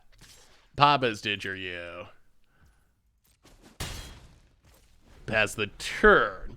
Hey Seth, I've been working on a Jun Treasure counter deck. What do you think? Ooh, oh, so they got both. Okay. One of the reasons I've been skeptical about this is Prosperous Innkeeper, but playing them both together makes a lot of sense. About it. Treasures and treasures. Getting their ramp on. Sure. Opponent passes. All right, so Shipwreck Marsh. Sedgemoor Witch. All right, we're getting our synergy stacked up. Next turn, Maestro's Ascendancy can come down, and that's where hopefully things are going to be sweet about it. Down to 60. So I think the intention of the no scooping rule is good, but in practice, it's hard to really enforce, I think. Ooh, so Jun Treasures. Jewel Thief has got to be on the short list of best commons Wizards printed in a long time. Every time I read that card, I'm just like, it's not like it's busted in a broad sense. I don't even know how playable it'll be in standard, but for a common, it is just off the charts ridiculous. That looks sweet. I like it. I wonder if the enchantment that lets you sack treasures to make, the enchantment that lets you sack treasures to make tokens, I wonder if that'll see any play. All right, opponent, gonna make some cats and dogs. Still comes into play tap, that's funny. All right, Gallagreeters, full powered, gains life. Well, it's Ascendancy time. It's Ascendancy time. Do you think that Wizards overdid it with treasures in the last sets? Yes. I think that treasures are a great addition to the game, but I also think that Wizards probably went a little bit too far with treasures.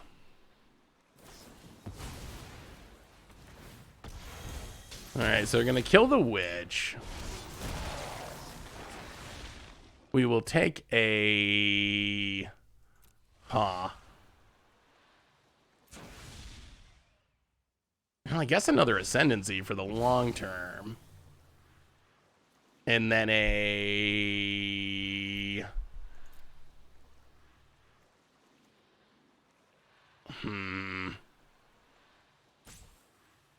Blood Chief's Thirst?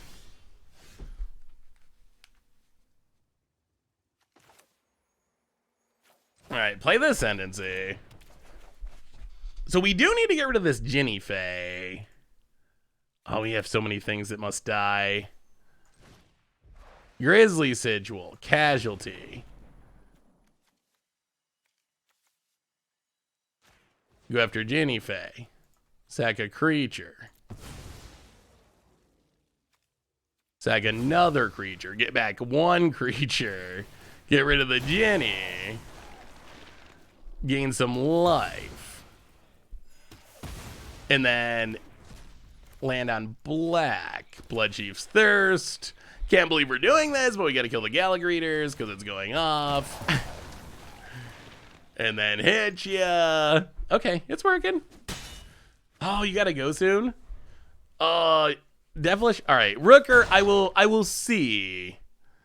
I will see if after this game, if we can try a couple games with the Devilish Valet. I don't know. Like I said, I'm not sure that it'll work, but it would be sweet if it did.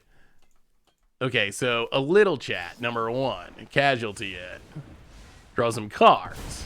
I mean, Ascendancy seems really strong once you get a Papa Stitcher going or a Sedgemoor Witch. Oh, there it is. There's Mob Nixilis. We have found the Godfather. Yeah, we'll just take a land. Okay, so we can cast one spell from the graveyard.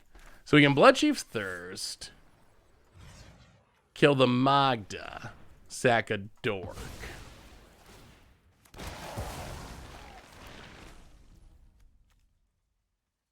And then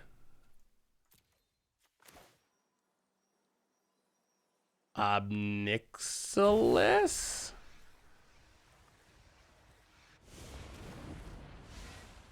Sack a zombie. 2 Mob Nixilises.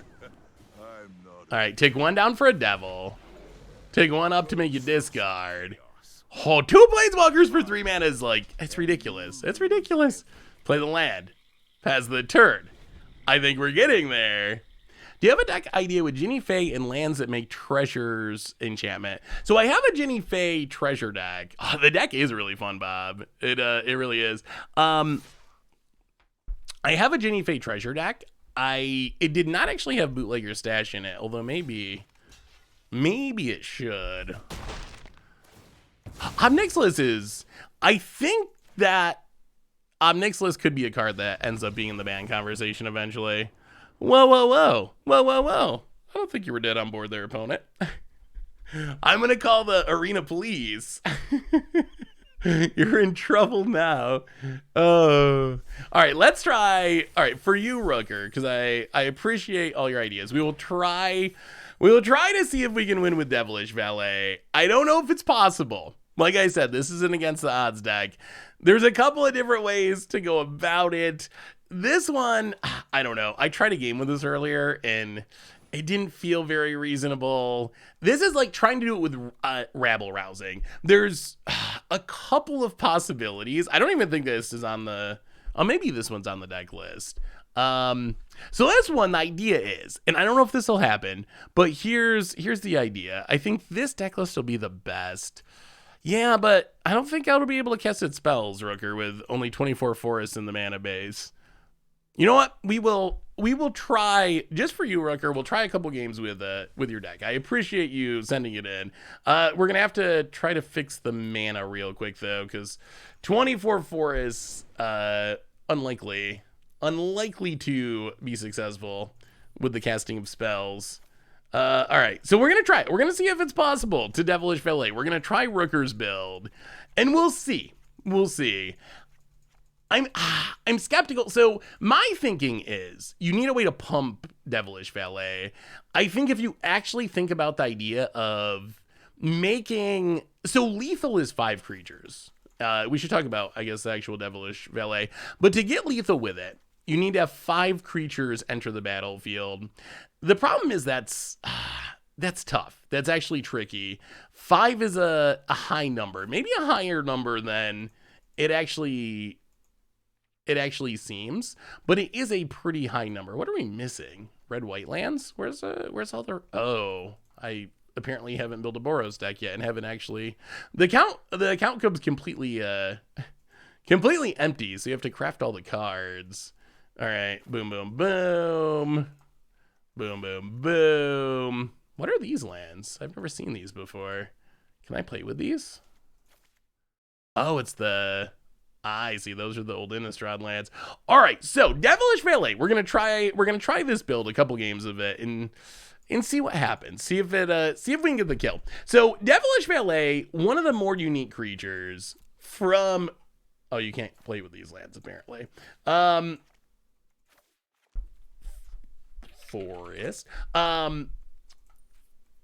So Devilish Valet, a super unique creature. When another creature comes into play, boy, this will be easier if we can actually add our lands to our deck. When another creature into play, you double its power. So that means, in theory, that if you can play a Devilish Valet and then play 5 creatures, you can pump it to a 20 power creature. So a Devilish Valet, 1 power creature, 2 power, 4 power, 8 power, 16 power, lethal power. So that's kind of the idea. So this is trying to use Jinnie Fey to turn treasure tokens into creature tokens, so then we can maybe make treasures with Black Market Tycoon, Prosperous Innkeeper, along with having like Cabaretti Charm to make tokens. So we'll give it a shot. I think that the easiest way to do it is... to pump the Devilish Valet. Think of it like a... yeah, I'll show you. We'll try a game with Rooker's build, because he would like to see it before he has to go. So we'll give a try with that, and then I'll show you the build that I had of it. I think that you need to be able to pump the Valet, because remember, it's power doubling. You can increase its base power with like a giant growth effect, and that makes the doubling a lot easier. Let me see if I can find... I have so many deck lists I've built recently. So I'm kind of wondering if you have to have some number of pump spells to be able to make it work, because 5 creatures is actually a lot. Automo7, $3 donation. I brewed your new favorite Pioneer deck. Spoiler, it contains your favorite card. A buddy of mine played it at F&M's right now, and the new card does very well. Ooh, let me see. Ooh, a Panharmonicon deck. That looks super fun. Pioneer Panharmonicon Blank. Tiny Industry, so good. Oh my goodness, it's so good. That looks super sweet. Thank you so much for the donation, Autumn. Definitely appreciate it. New. I'm definitely doing some name butchering. Unsurprising, perhaps. All right. Prosperous Innkeeper. Pass the turn. I want to see it with Scoot Swarm to see if we can break the string like MTGA, like you do on Moto with Nyx Boom Punch. Ooh. Yeah, Scoot Swarm's an interesting idea. Well, there's the Valet. I'm not sure it's actually worth casting at the moment. Missing lands is kind of tough. Well, we'll run out the Jinnie Fey. Gain a life, pass the turn. Do you think Zatora is playable? Yeah, I think Zatora has a power level that can be moo. That makes more sense. I think it's of a power level that can be playable. I think the big question is gonna be like, are its colors good? That's always the question with stuff like that. Well, all right. I mean, please don't have removal, I guess. Gain a life. Hit ya. We need... yeah, it's going to be tricky. So the thing is, like, when you need 5 creatures, that's so many manas. Like, this makes 2 creatures. This makes 2 creatures. To make 5 creatures in a turn, we need, like, 9 mana. That's a huge number of mana to make without any real ramp or anything. Bonnet. Velky got allies. All right, going to take our other Jinnie Fey. Yeah, Luxurious Libations... I like the pump spell idea, although because it's an X pump spell, I don't know. And I like that it makes a token. That is a neat trick. But I feel like it's still going to cost so much mana. Because if we put our mana into this, then how do we make another token? One idea I was messing around with, then we might try that build in a minute, but is using Stimulus Package, with the idea being to like generate a whole bunch of treasure tokens, and then you can Stimulus Package to sack those to make treasures, or to turn the treasures into creatures, so you could theoretically store up like 5 or 10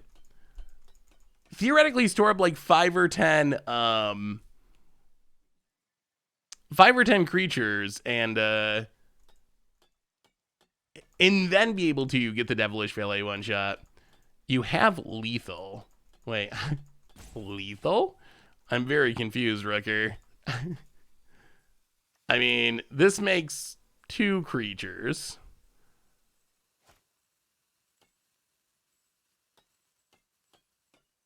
How do we have lethal? I'm so confused.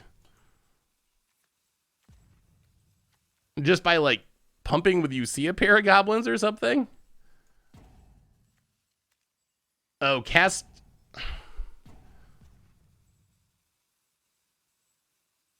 I'm very confused here. All right. Well, okay. Usia Paragoblins, make 2 tokens.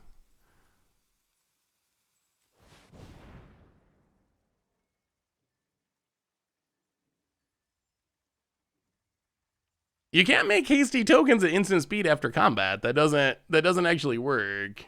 So if we want to make tokens that we can attack with, we gotta do it before combat. We can't have your cake and eat it too. And then Libation X0 just to make a hasty token.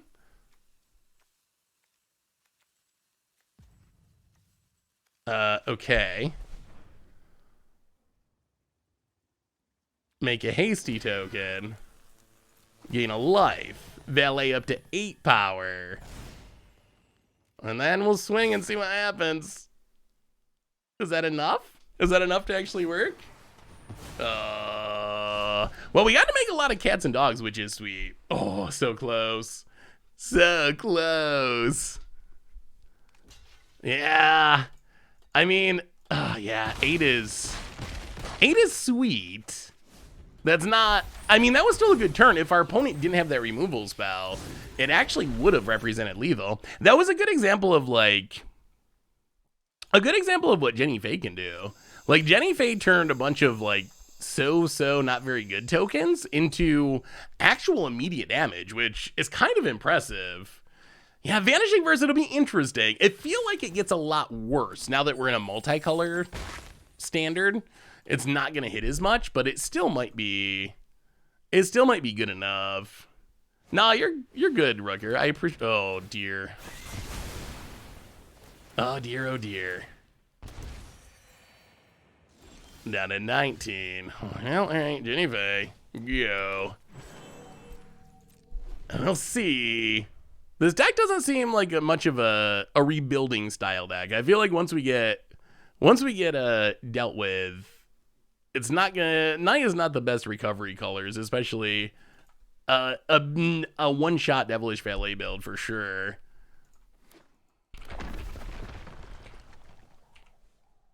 I just want to see Devilish Valet kill.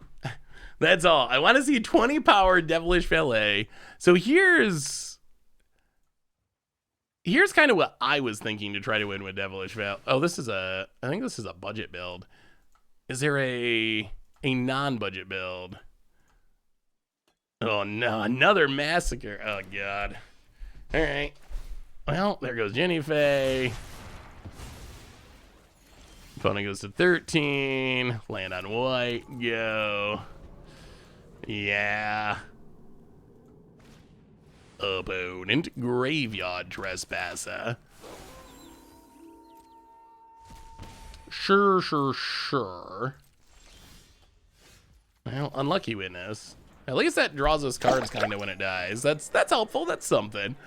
The King Lullaby. Welcome to the Fishbowl. Thank you so much for your subscription. Big super for you. Thank you. Thank you. Yeah, Meatball Massacre is so good. Oh, this one's super over. Yeah. Wandering Emperor. Opponent makes a dork.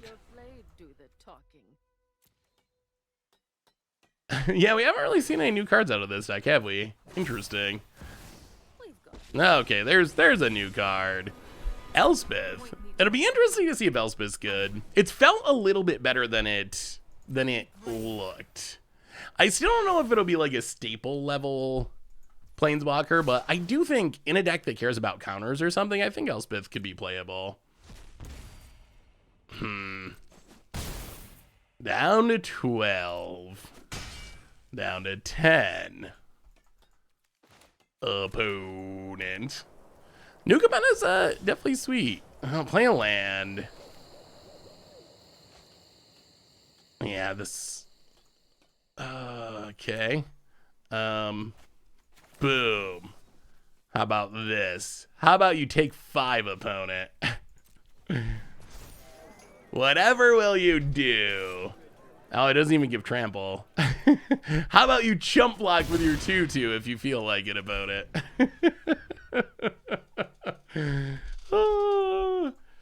Yeah, I mean, 2/1/1s doesn't really do anything, though. Like, we could make 2/1/1s, but I don't feel like making 2/1/1s actually does anything. Almost sad to see you. Opponent, hive thy tyrant. Well, honestly, I think we're just dead. I don't think we're kind of just playing out the string until we're dead on board for the rules. All right, we'll give it one more shot, and then we will switch. So I think the Devilish Valet is going to be against the odds to the max. Like, it's just, it requires too much. Like, could you play it? I think if you play it fairly in a token deck, that would probably be fine. Like, in a token deck, just playing it for value, I think is a legitimate plan. Can you show us the new deck details screen? Ooh. Remind me when we're actually on the deck page, and I will try to. So I think that it could be good as just a random mid-rangey thing in a token deck. It'd probably be fine. But I think it actually takes a lot of building around to be able to one-shot with it. Like, getting it up to, like, 4 power or something, maybe 8 power, that seems practical. But to get it from 1 all the way to 20, 5 creatures doesn't sound like a lot, but unless you're, like, Ijano Uprising, Rabble Rousing, it's really going to be tough to make that many creatures in one turn. And then you also got to dodge... removal. I think Ryu's interesting. It happens to be oh, yeah, if Ginny Faye made a cat and a dog, oh, wow, yeah, that would actually make it way easier to get the one-shot kill with, if it did both. Yeah, we'll give it one more shot, and then we'll probably switch to something else. I think that this might just be I think the Devilish Valet plan is probably like a future against the odds deck rather than the best stream option, most likely. Well, Prosperous Innkeeper.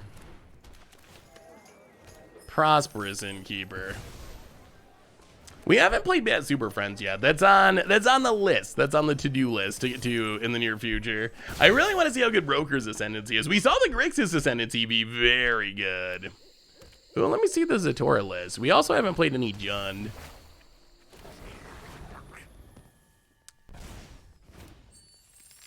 That looks sweet.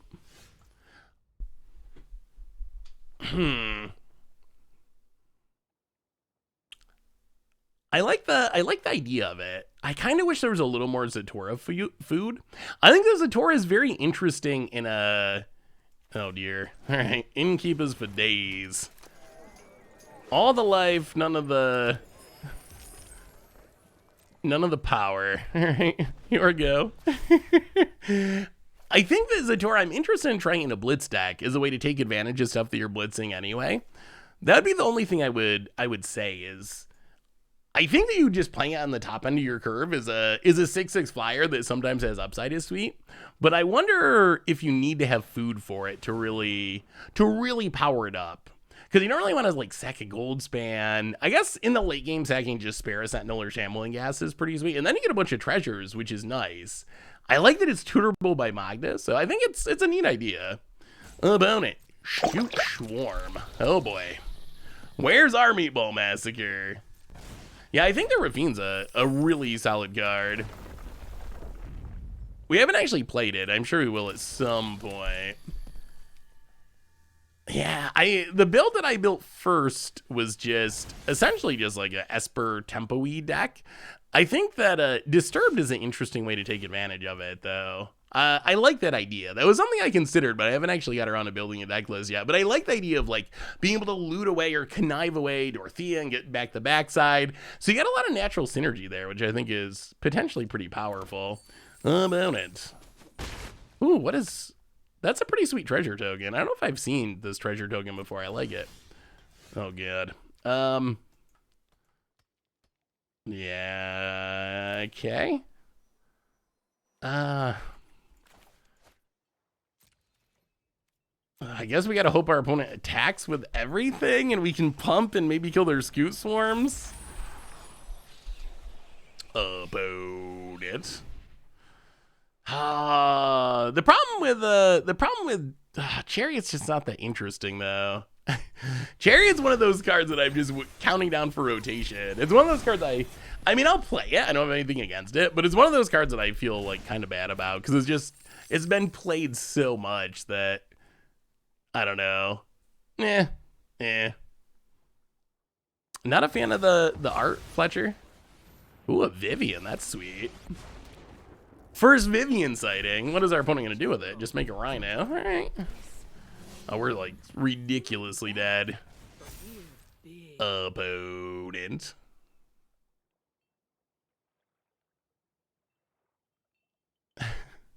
Yeah, I don't think our deck has any possible way of getting out of a situation like this. Gets in and hits us. Passes Snakeskin Veil. All right. Well, play the land. Pass.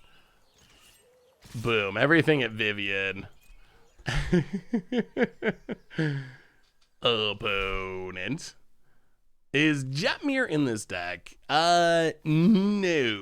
So this was we're going to switch after this game. This is a viewer submitted deck that was trying to win with Devilish Valet. Oh, it doesn't even do anything. Yeah, we're just...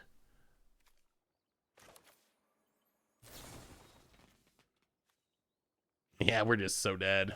Yeah, sure. Yeah. About it. So this is like, hey, welcome, Spurn. So this is like where we would normally be scooping, but we're trying to not scoop because of the early access rules. So that's why we're still here. But this game, it's 1,000,000% over. There's literally zero chance that our deck can do anything from here. So we're just kind of riding it out and letting our opponent do their thing until they have lethal on board, and then we can scoop.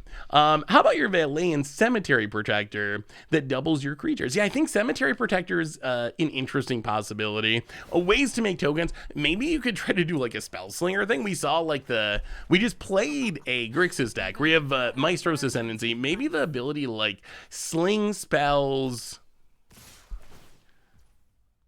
Oh, no, Rooker, I don't think your deck's, I wouldn't feel like your deck's bad. I mentioned earlier that I was messing around with Devilish Valet, and I was like, okay, this is going to be sweet, it's going to work. And then after actually playing with it, it was way harder than I thought. So your deck is not unique in that sense. I had the exact same experience messing around with Devilish Valet earlier. The nice 1/1 Titan Industry. All right, so now opponents got to do their thing. We're officially dead on board. We can give them the good game and go on to the next one. So yeah, I think the Devilish Valets, it's gonna take a lot of work. It could be a fun against the odds. I really want to see it get up to 20 power and make it work, but I don't know if it's gonna work today, unfortunately. I'm gonna take some brewing. Thank you so much for sending in your build though, Rugger. It definitely had some ideas that I hadn't thought of. So what are we trying next? Ginny Fae Knight. So this is a Ginny Fae deck that's not trying to win with Devilish Valet, but it's kind of just taking advantage of Ginny Fae. And I will say, if there's one thing we learned is Ginny Fae can do some powerful things. We saw that with the Devilish Valet deck, even. that it can definitely do some powerful things when it goes up.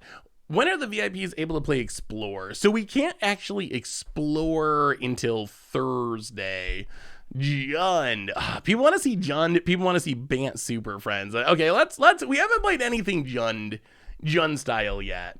So there's actually 3 different Jund decks here. There's the Evolving Jund deck that I don't know if it's good. The Blitz deck, let's start with the Blitz deck, because this is just like kind of all the new stuff thrown together. A little bit of sacrifice synergies, but really, Zatora's Envoy, Zatora, Workshop Warchief, the Charm, the Ascendancy, Ob Nixilis. So that's basically the plan. It's Jund Blitz, aggro, mid-range, whatever, trying to get value out of the new Jund stuff. Let's try it. I haven't played a single game with Jund. I haven't blitzed a single card, so I want to see if it can work, because I like the idea of the blitz mechanic. I think the blitz mechanic's really cool. You might want a Zeke's Chariot.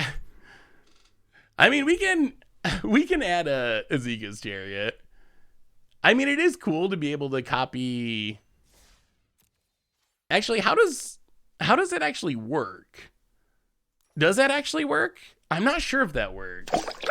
Wait, let's actually think about this for a minute. Ob Nixilis has, okay, so it has 3 loyalty. So you should get a starting one with 3 loyalty. Okay. Soul Train's Fuse, welcome to the Fishbowl. Thank you so much for your subscription. Big scoops cheer for you. Thank you. Well, I mean, we'll add some dirty Ezekiel's Chariots to the deck to try it. Ezekiel's Chariot. I cannot wait. What's your number 1 card that you can't wait till it rotates? Deliverance! Welcome to the Fishbowl. Thank you so much for your... but we're gonna have to cut fun cards? Thank you so much for your subscription. Big soup cheer for you. Thank you. All right. Well, we'll add some chariots for the synergy. I feel like Chariot might be my number 1. Oh, Goldspan and Chariot. Since they've banned some other stuff, I think those are my number 1 and number 2. Oh, well, you got a while to wait for Meat Hook. Meat Hook isn't going away in the near future. What about adding a couple of Malakari bursts for Blitz creatures? That could be sweet. I do like MDFCs. Yeah, Goldspan has been at the top of the format for a long time. Well, we got an Ob Nixilis. We got an Ob Nixilis and a Shambling Ghast. I mean, that's not bad.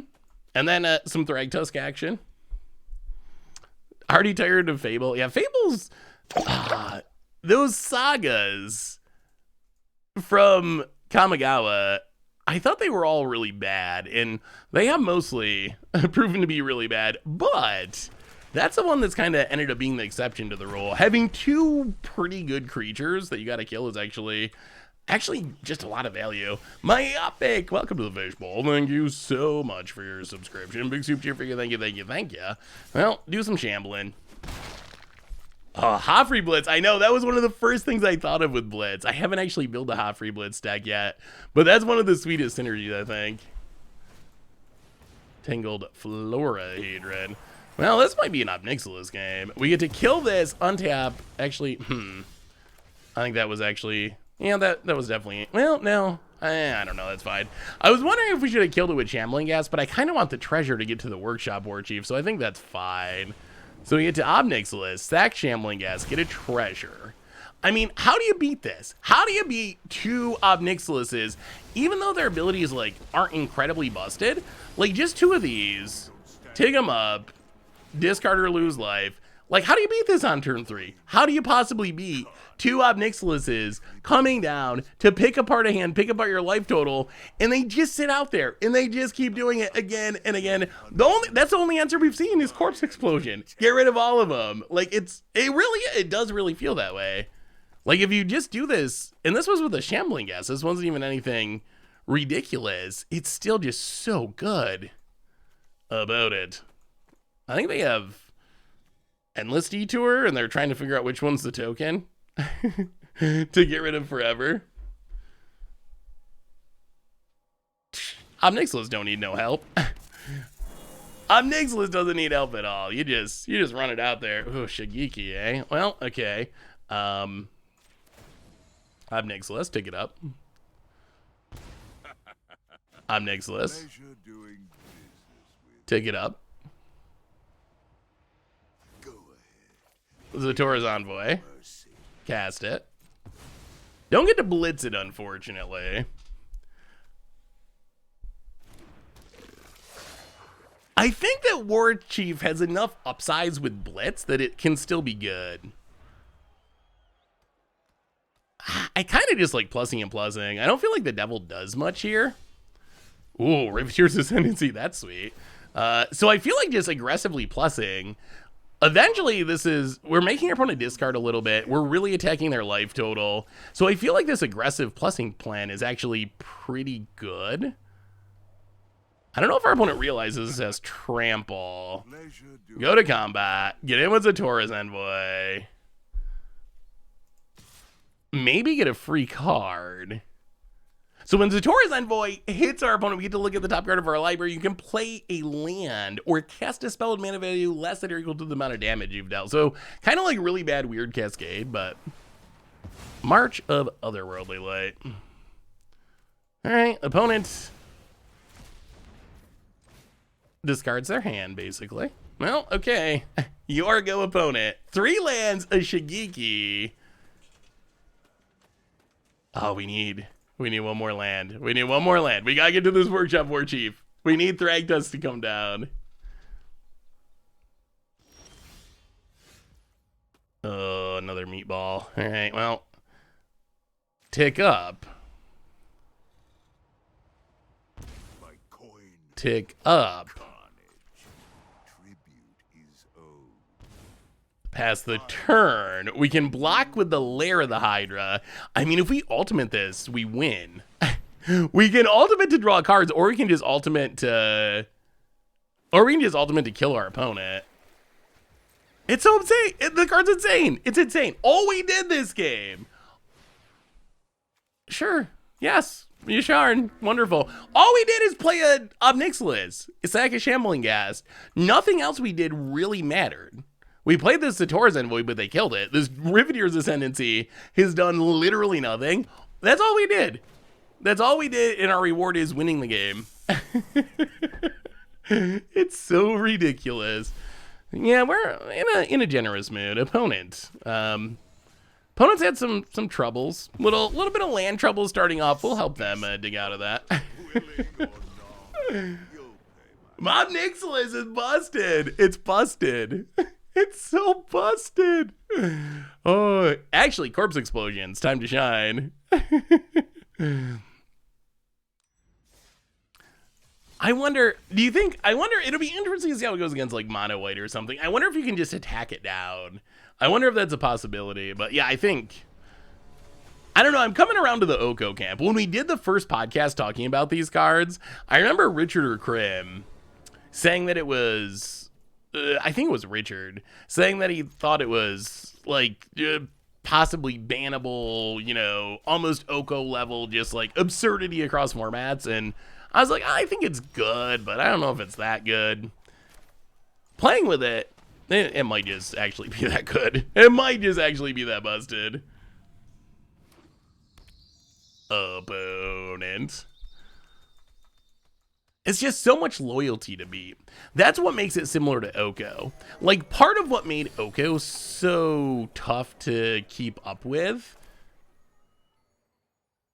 was that it came down early, and it had so much loyalty if you ticked it up. I think that's similar to Omnixilus. Between the two Planeswalkers, you just have so much loyalty that it's really difficult to get off the battlefield. And that was sacking a Shambling Ghast. That wasn't even trying to, like, rush the ultimate or something. You could be sacrificing Shakedown Heavy or some other big thing and trying to really rush for the ultimate. And that's not what our deck was doing, like, at all. All right, we need to, I think, Jun Charm to draw. Oh, thank goodness. So we did find a land. Okay, play the land. This is interesting. Oh, this actually works pretty well. Shambling Ghast, sack it. make a treasure. And then Riveteer's Charm. Get rid of the goblin. and then play a sham.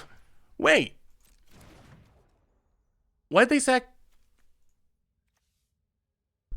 Oh, it's mana value. All right.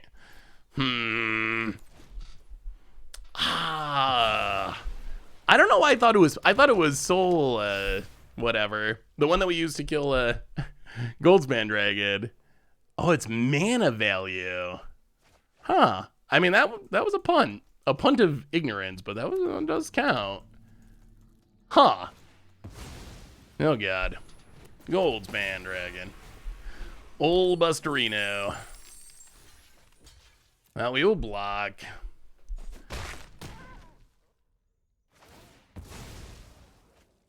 We will kill the treasure thing. Opponent. Lots of mana. Security rocks. That's cute. And just Sparrow Sentinel. Opponent passes. We'll play a land. 1, 2. Well, I mean, I guess we just play Workshop War Chief. I think we need to be able to sweep with this Meat Hook Massacre. Hopefully next turn we just sweep and then we're good. Oh, is Soul Shatter the same?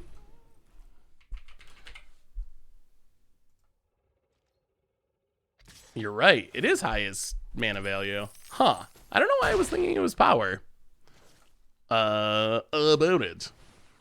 Well, Go-Go Swag does. Oh, this Meat Hook Massacre should be good. Opponent's on a blue deck, so he shouldn't. Oh my goodness. Oh my goodness, it's gonna be good. Whew. Alright, Haunted Ridge. Well, we might as well. Actually, we don't want to attack because they might block. So we'll just Meat Hook Massacre. Wow, this is a blowout. X4. The Meatball of Doom. A million for one, and we get a Rhino leftover from our War Chief, and we got Zatora's Envoys for day in hand to start being able to play cards for free off the top of our deck, and we might have overcame a Goldspan Dragon, triple Fable the Mirror Breaker. Opponents played many of the best cards in all Ezekiel's Chariot joins the fray. Opponents played many of the best cards in the entire format. 1, 2, 3, 4. Well, all right, so we can blitz this.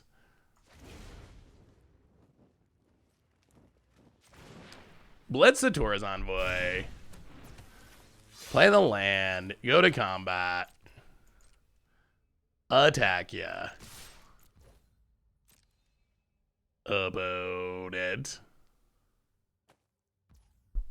Wow, takes it. Okay. Top of our deck. We get Infernal Grasp. Okay, that's actually fine. Kill a cat. Gain a life. End of turn. We lose the Envoy, but we draw a card. Okay, that actually feels good. And I like the Meatball Massacre synergy. Sacrificing, coming back. Wow, I can't believe we're going to overcome this start. Opponent. Yeah, I guess not playing a land is actually probably the right thing to do with Envoy in case you hit a land. All right, opponent's going to crew. Well, we got another Infernal Grasp. Kill that.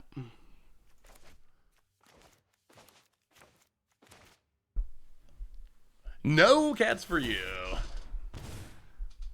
I mean, it's felt good this game. Opponent gets in, hit says, sure. Oh my god. Oh my god, Mob Nixilis. Wow,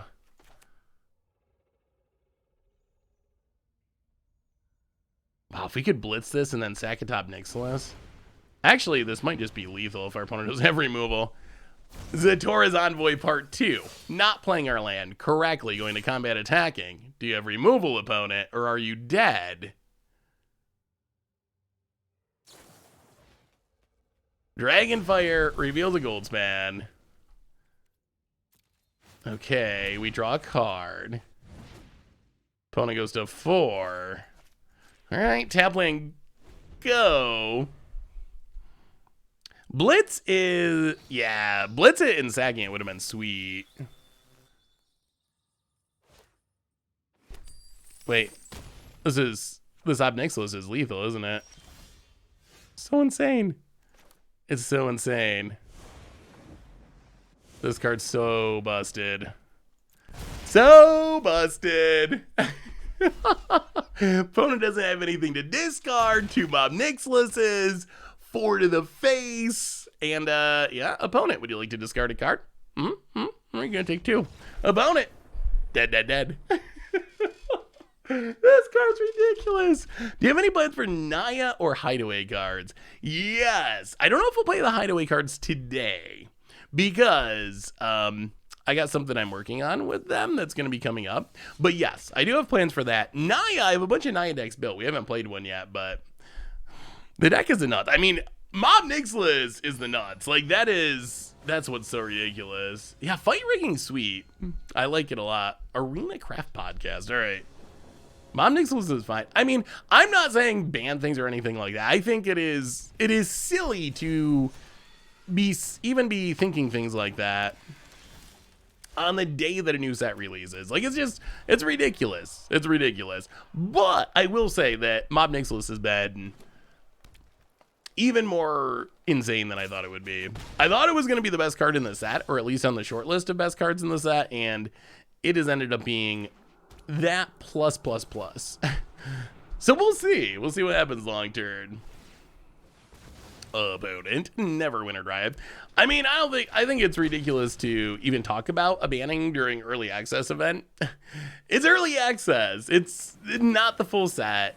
It's not the real meta. It's a fun event, so I wouldn't, no matter how good a card was during early access, I don't think you could think, oh, it should be banned because of that.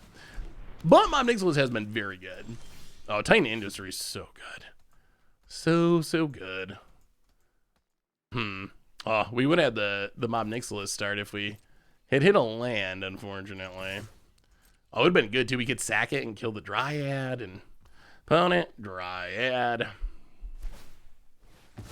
Sacks it. So opponent's going to have 6 mana, and we're going to have 2 mana. It's not exactly the start we were dreaming of. Well, Tenacious Underdog, go. Oh, Pioneer's in such a good spot. I'm really hyped for Pioneer to keep getting more eyes on it. Thanks to Explorer, thanks to the Pro Tours. It's like such a good format. Titan Industry, we haven't played it. I played it a little bit before I started streaming when I was getting decks together. It's as good as you think. It's 7 mana.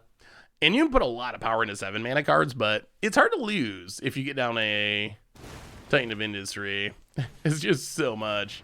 Emergent sequence. Okay, can we draw a land? Can we draw a land?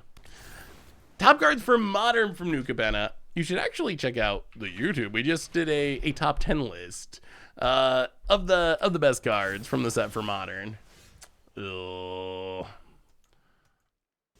Yeah, this is... Well, sometimes you draw land, sometimes you don't. That is part of playing Magic. One of those things. Muas, welcome to the Fishbowl. Thank you so much for your subscription. Big subscription for you. Thank you. Isn't Toxrill 10 times better than the Titan? They're different. I mean, so the power of Toxrill is if it sits on the battlefield against creature decks, it's real good. Like, obviously, it eats away your opponent's board slowly, especially against small creature decks, but it does need to stay on the battlefield. It doesn't have to stay on the battlefield forever, but it does need to stay on the battlefield at a minimum to your end step, and preferably a couple of turns, for it to really have the impact that you want. So that's one thing. Coma, really good against control. Against creature decks, though, it can be overwhelmed. The upside of Titan of Industry is it just does its thing. It does it right away. Like, its thing happens immediately, which is actually pretty powerful. I don't go attacking. Opponent blocks. Burns within us. So this is a scenario where I'm not even sure Mob Nixilus is that good. Like, we can play it, but our opponent's just gonna kill it. I think we're actually better off waiting. Just play a Shambling Ghast and a Tenacious Underdog. Run out some more bodies. See if we can beat our way through this red. Yeah, Ob is great. Great. Opponent. Ticking up. Draws in Ottawa. Well, opponent's okay. Well, yeah, that's probably the game. That's definitely the game.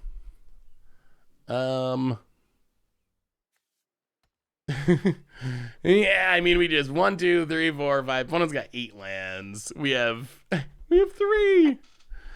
Yeah, it just doesn't. I mean, we'll run it out, but we're just so far behind on board. None of our things do things at this point. Like, we can run it out just to see Ob Nixilis come down. If we had drawn land number 2 and we're doing this on turn 3, I think Ob would have just won by now. Unfortunately, we just didn't hit our lands for many turns. And at this point, it's just a little. It's way too late for Ob Nixilis to actually really make an impact, because this coma is just going to take over. Pleasure doing business with you. About it. Yeah. This reminds me of like young Tassiger too. Pre-banana Tassiger. Before he got old and soft and ate a lot of bananas, he was the tenacious underdog. Yeah, we only need 5 more lands that we can and we can Miug Massacre away this coma. We're getting there. Almost good. You know what would do it? Would probably be a Corpse Explosion. If we can pitch this, get Sator in the graveyard, Corpse Explosion, boom. Actually, no, this is going to be indestructible anyway. That is true. No matter how strong your Planeswalker is, not drawing lands is still going to beat you.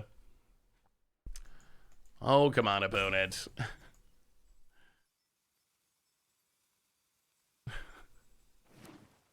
Blaze a land. I have 5 rare wild cards, so I guess I should pick up a Triumph to craft. Get one of each. Do you play Brawl at all? If you're someone who plays Brawl, then getting one of each would probably make sense. Otherwise, I guess you just choose a deck that you want that uses them and get those Triumphs. But yeah, Triumphs are going to be a big part of the game. Yeah, maybe Mob Nixilis is just going to scare him away from playing. Wow, that's the bottom of the. How do I see this full art? Is Ob Nixilis like stabbing someone? I've never seen the bottom of the Ob Nixilis art. What is going on the bottom of this art? And how can I actually see the... It doesn't pop up. Huh. Ob Nixilis... I gotta look this up. Alright, opponent, after much deliberation, bounces our Shambling Ghast.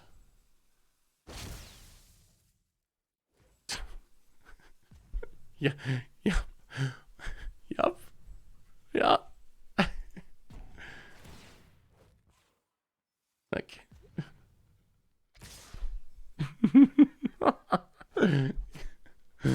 We're so dead. None of your decisions actually matter about it. I appreciate the impulse to do the most correct play, but we're just like ridiculously dead. You could have done literally anything, and it would have ended up the same. So this is apparently, I've never seen the full art. Ob Nixilis. So you got this guy in a leash? What is going on in the full Ob Nixilis art? Huh. I have no idea. Interesting. What do you think about New Standard so far? I mean, it's been super fun so far. It's dead Xander? Is it really dead Xander? But that would mean Ob Nixilis is going to have to just sacrifice half of his non-land permanents, rounded down, unfortunately. He killed Xander, who was a previous Kaimbras, to take over the city. Wait, Xander dies? Ah. I haven't actually read any of the new Capenna story. so I don't actually know who dies. Ooh. Mob Nixless, no sacrifice creature. If we find one, though, it should be good. Oh, maybe it's a... Ah, that's what murder's about this time. That makes sense. Yeah, sure. Hopefully we find something to sack. G. Rogers, welcome to the fishbowl. Thank you so much. Oh, there's the chariot. But that means we gotta have a token copy of Mob Nixless for this to matter. For the chariot thing to work. That is a cute synergy that you can use chariot to copy the token copy. Ooh, angels. Spicy. Now,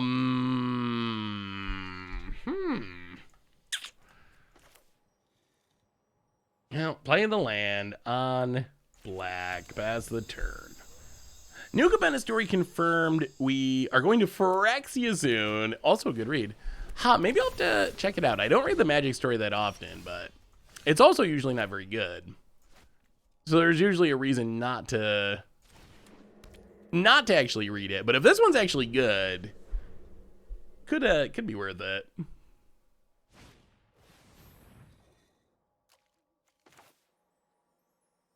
Well, I mean, we gotta...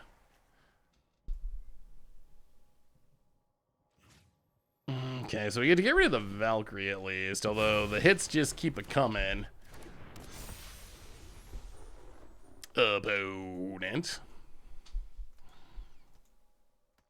Yeah, dailymtg.com or magic.wizards.com. That's the mothership where they post all the articles, the official articles from Wizards. Oh, boy.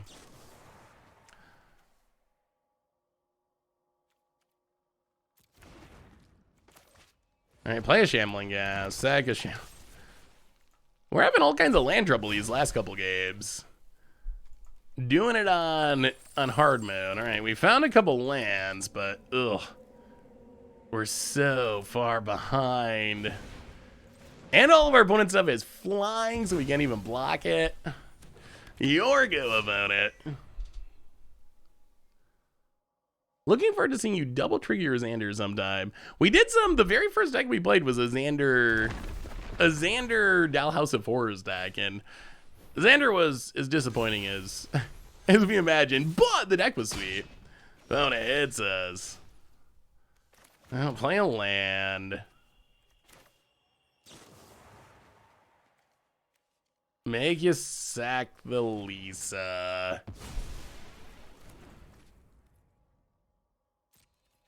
Hit ya.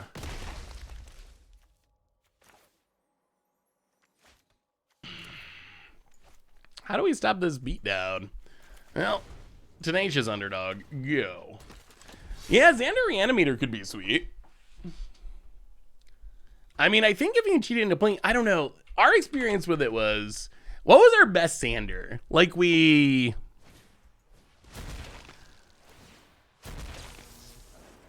I think our best Xander was like our opponent discarded 2, and then our opponent discarded 2 and then sacked a permanent, which, I mean that's something. That's something. Oh, that's not removal.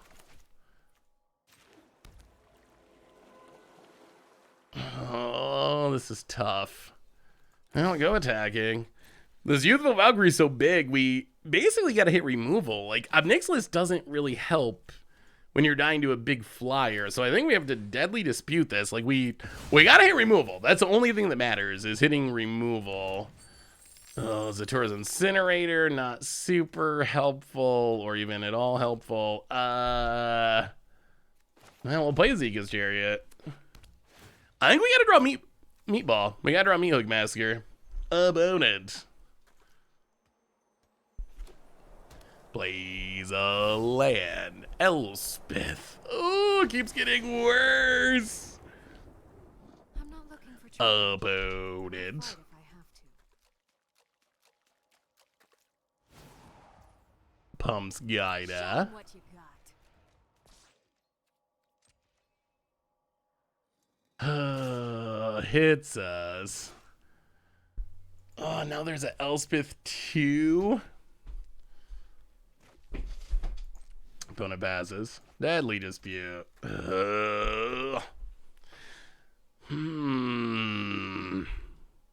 Still need removal. We always need removal. That is the TLDR. Yeah, but triple but then we just die. Like, it doesn't actually do anything. We need to hit, like, removal plus Zatora, maybe, would give us a chance. Sort of. Alright, well, fire up Azika's Chariot. We're going to need some miraculously good running, I think. So copy the cat token. Get in an Elspeth. So we need to sacrifice a cat, draw removal, play Zatora, sacrifice something to get mana to play the removal. But it starts with drawing a removal spell. And that's not a removal spell. All right. Oh, boo. Gidia? I don't think it's Gidia, is it? Actually, I don't know. Maybe it is.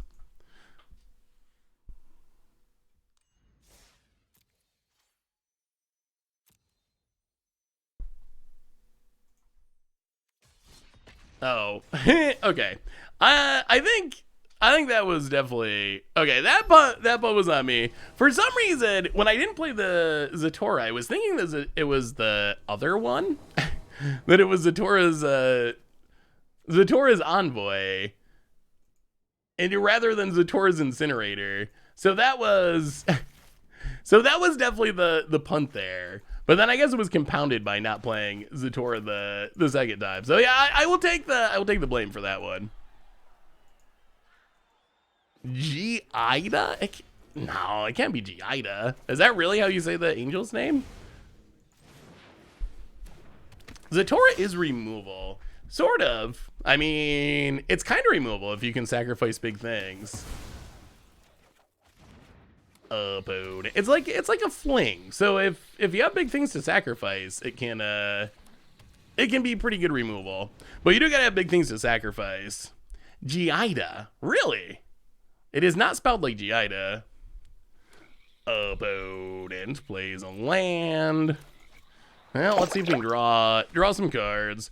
8 words. Welcome to the Fishbowl. Thank you so much for your subscription. Big super for you. Thank you. Wow, that was a pretty nice little pile of cards.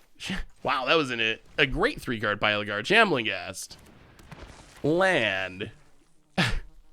On black, Obnixilis, wow, what a swing of cards. Wow, Mega Treasure. Our top 3 was the exact pile we needed to get down to 2 Obnixilises. Ob, and tick it up, start the attack. Oh, and we have that Zika's Chariots. Maybe we can actually do the opponent's reanimating or something. Riveteer's Charm very likely is the best charm. I think all the charms are really good, but Riveteer's Charm is even better. Even better than the average charm. All right, tick up. Opponent. Opponent has a Zika's Chariot. Well, play a Chariot.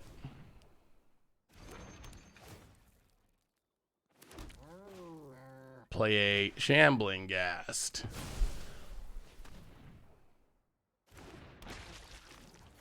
Make you discard. By coin or carnage. Make you discard. I mean, Obnixilis has done what? 8 damage so far? It's not bad. Not bad for 3 mana. About it. So if our opponent crews Chariot, we can block with Shambling Ghast and then Chariot to copy Obnixilis. Oh, Ren and 7. Okay, that's a good one. That's a good one. So opponent's gonna get to make some big tokens. It is time. And this also lets them attack with the cats. Ew. Okay. I mean, Ren and 7's pretty strong. Pretty strong. Opponent. Cruise it up.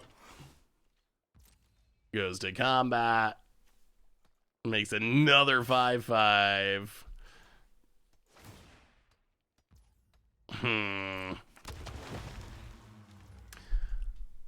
How do we beat 1,000,000 5/5s? Well, we will chump.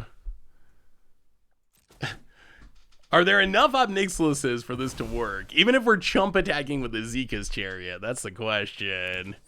We get a treasure. I mean, we gotta at least confirm that the Chariot thing actually works. King of Sharks, welcome to the Vidge Ball. Thank you so much for your subscription. Big super chat for you. Thank you, thank you, thank you, thank you. Oh, okay, so. Ren with the Zika's Chariot's so good. It's so good. I mean, the problem is we're chump attacking our Zika's Chariot, so it's not actually... This isn't actually that good to do that.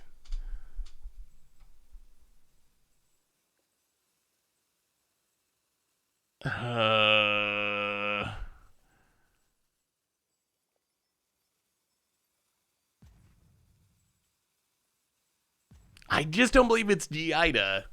I really don't. I don't believe it.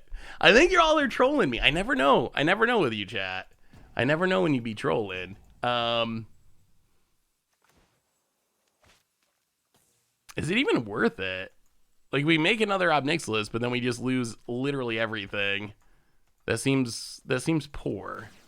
All right. Well, I mean, we'll do it. We'll do it for science. It would be nice if we could deal with these 5/5s, but the problem is this is just going to keep happening, like, forever.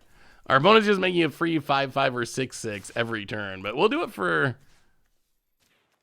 All right, so Obnixilis. Oh, it comes... I'm the new boss around here. Join me.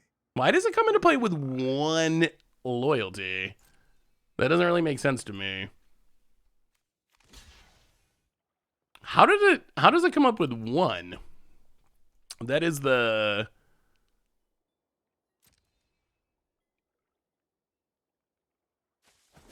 So this is remembering the X from when we cast it?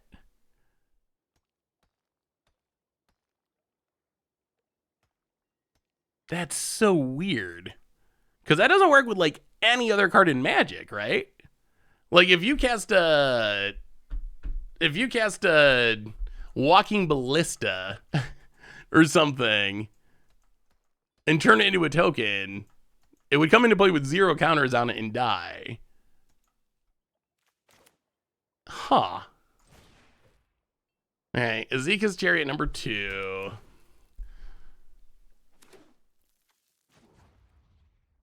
So I guess we'll make a devil.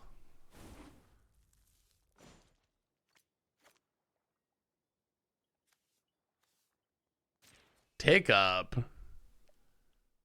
That's so weird. Your punishment is my It still kind of blows my mind that it works that way, because that's just like, that is very, very not intuitive. Based on just like how every other card works. Well, go Obnixilis. 3 Obnixilis versus 1 Ren and 7. Who wins? The copy of Ob isn't an actual copy. It's a token that is still very similar to the original card, sort of like Shark Typhoon making an XX. Okay. I can... The counters part is what's getting me. That's the part that's what's getting me, because it must be some weird Planeswalker rule. But if you copy something with counters on it, you don't get those counters. Like, if you clone something that has... If you clone a whatever, Walking Ballista, you're gonna not get the counters on it. That's just how... how it works. So that's the part that's very strange to me. Opponent.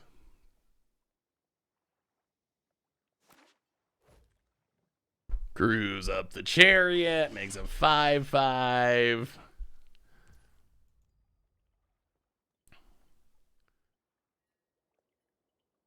we got a lot of Omnixiluses, but is it enough? Opponent's got a lot of cards in hand still, and we're kind of helping them discard their stuff for Diregraph Rebirth, so maybe we're actually helping them. Opponent attacks, makes another one.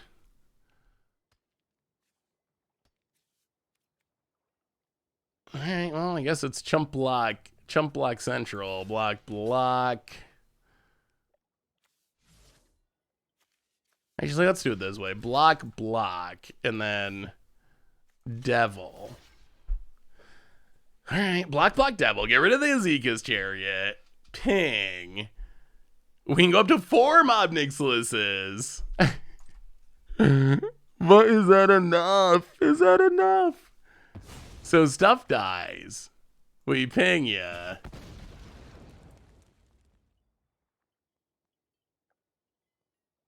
Opponent.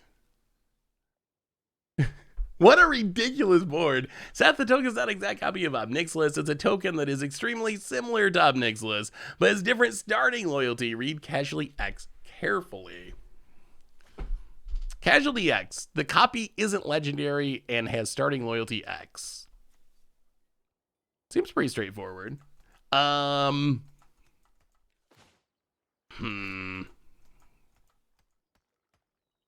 we can chump attack our Chariot to make another Omnixilis. We can get rid of the Xander and sack half of our non-land permanents. All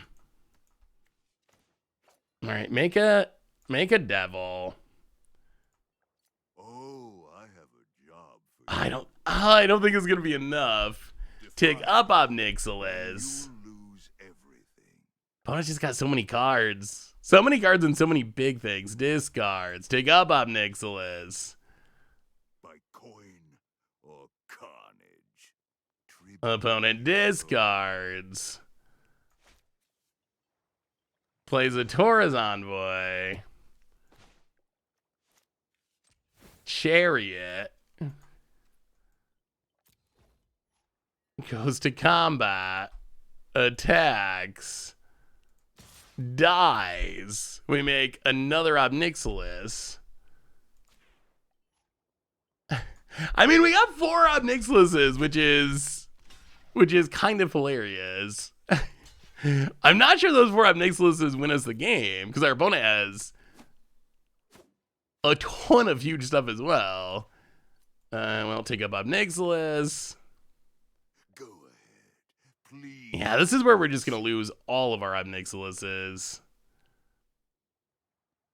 And what an interesting game. The mob is big. The mob is big, that's for sure. But not as big as the tree folks. Our opponent's making 5/5s for free every turn with the Zika's Chariot. Opponent.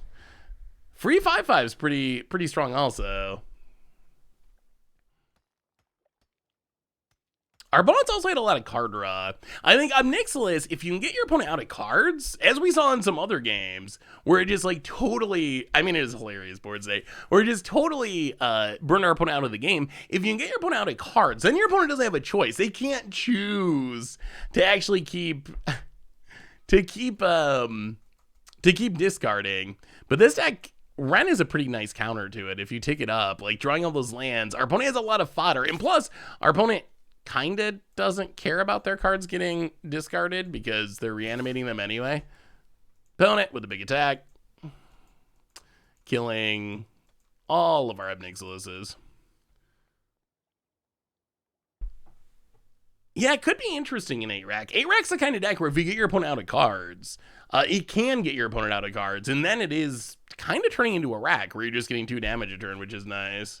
All right, opponent mills half of our deck. I have no idea where things are attacking. I mean, I assume all of our planeswalkers are just dead and there's nothing we can do about it, but... So that's attacking there. That's attacking there. That's attacking there. Okay. All right, block and block. So we lose 2 Obnixiluses? 2 Obnixiluses. Ping ya. Opponent. Yeah, we got to keep 2, which isn't bad. I don't know where our arena sounds went. About it. Thinking. Florahedron. Sure. Oh, so close. We need a burn spell. We need an actual burn spell. Deadly Dispute. Okay, so opponent has 3 blockers. We can't get in with Zatora's Envoy. Getting a little outclassed by these Ren tokens.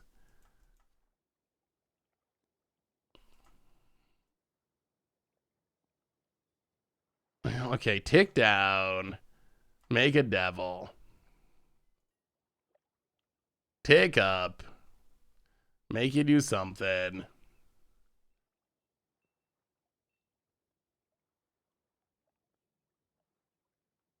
Tenacious Underdog.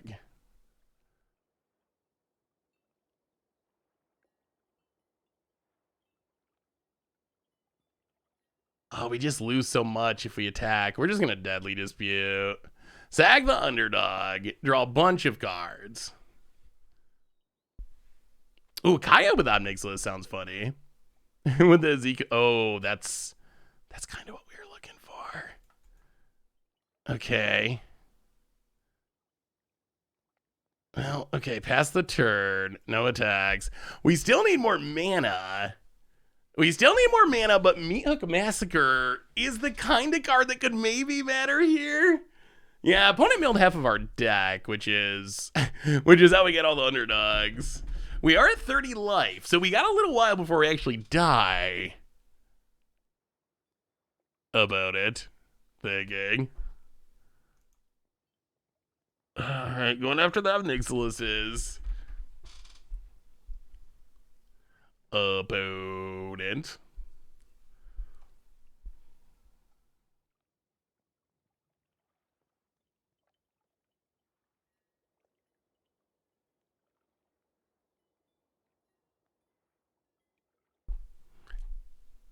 And Deadly Dispute Shambling Gas can do a job. Deadly Dispute Shambling Gas can do a job for mana if he doesn't kill you before that. Yeah, I mean, that is some slow mana. We gotta get. The problem is these tree folk keep growing with our opponent's land drops, so we need to get a lot of mana to actually make it work. Right now we go X4, but if our opponent keeps hitting land drops, we're gonna have to get up to X7. We're also, I guess, getting Lord Xander.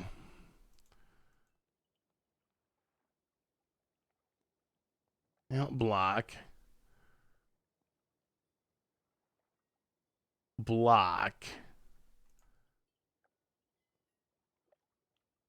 I mean, we're kind of getting milled out too, aren't we? Is there any way out of this?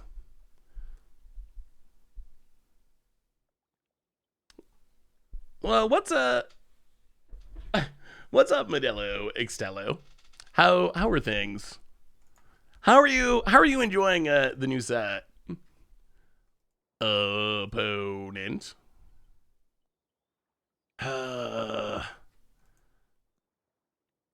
Maybe we just gotta save everything. I don't know if there's any way we can do it.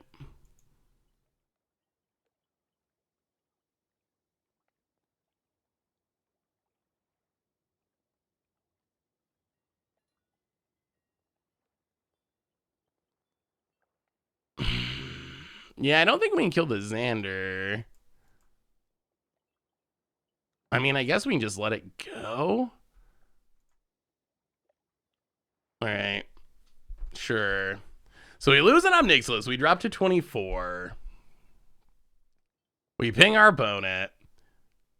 I mean, by keeping an Obnixilis, we get the devil back anyway, so we're devil neutral.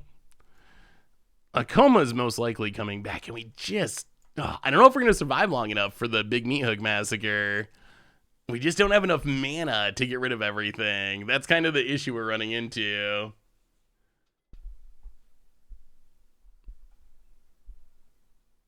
Very excited for multiple formats. Oh, well, good.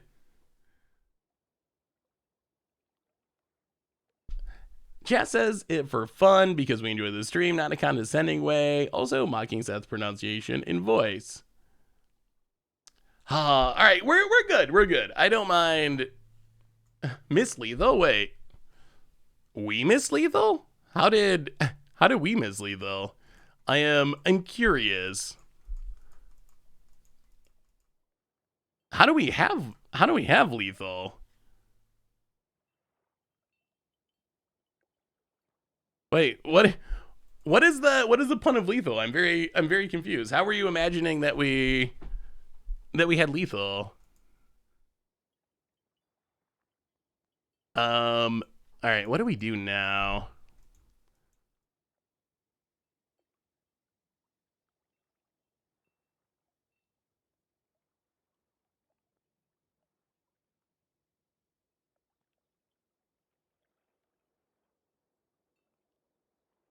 But if we... I don't know if we survive another turn here. The problem is, like, we can't not block. Like, that's the issue. Because our opponent's board is so big that we don't really have the option... We don't really have the option to just take all the damage because we're dying.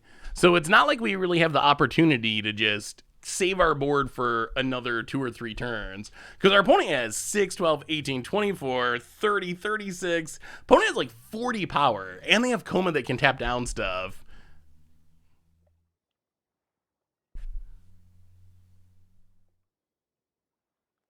Meat Hook for X2 in attack.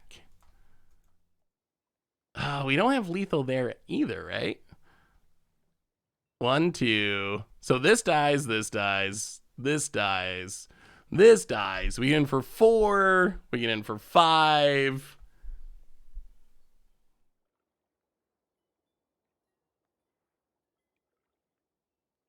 There was definitely... Really? I'm not seeing it. So we Meat Hook and attack. 1, 2, 3, 4, 5, 6. I can maybe see 6.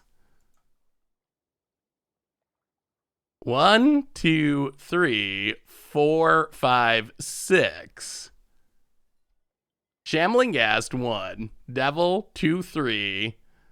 Envoy 4. Cat 5, 6. I don't know. I see 6. I could definitely be missing something. Close.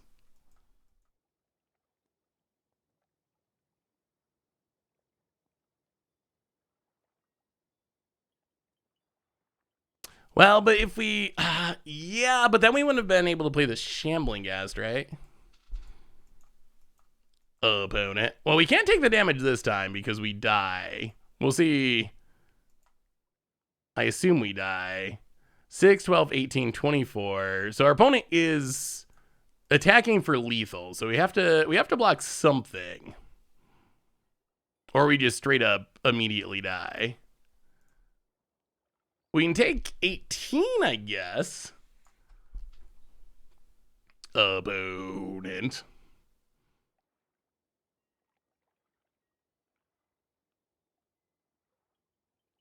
All right, so we drop to 6. We make a treasure.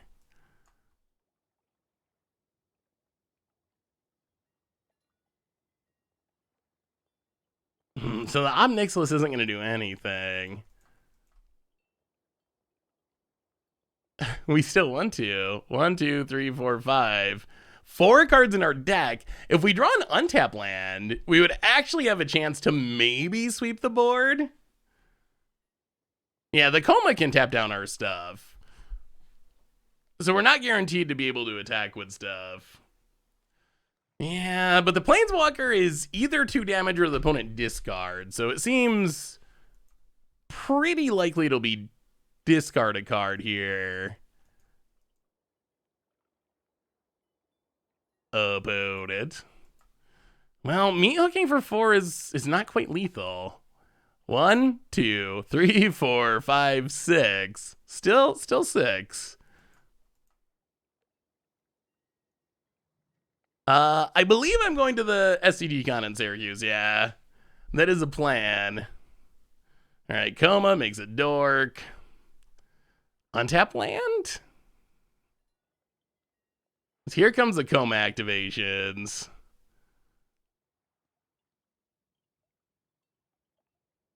Oh, we need an untap land. We need an untap land. Oh, it can shut down our lands too. Yeah, we're super dead.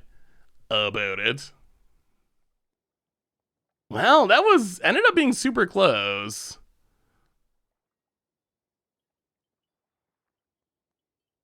Well, the Coma's tapping down our stuff. Coma says, yeah, tap target permanent. So we can tap down our lands, which is going to make the meat hook a little bit tougher. I mean, the charm doesn't do anything. So I don't think we can use the charm.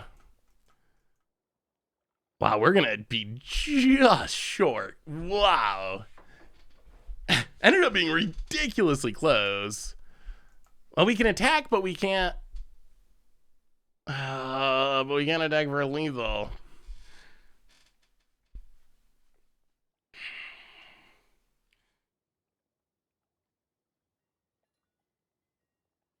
Yeah, there's still another meat hook. Yeah, Brad's a good player for sure. So we can meat hook for 0. But that's not gonna work because there's still a Coma.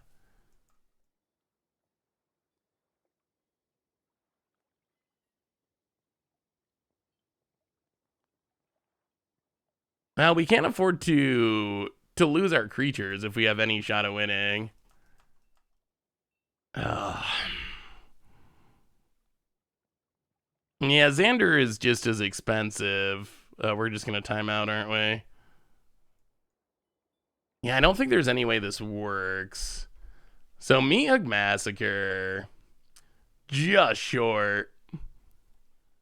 I mean, yeah, I don't think there's any way we can win this turn. And we're like timing out, so we don't have much time to actually consider the possibilities.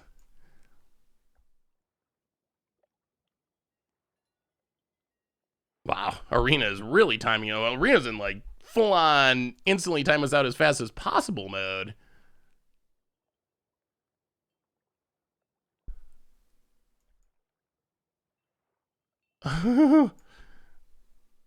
Wow, is there any way this Mob Nixilis can do it?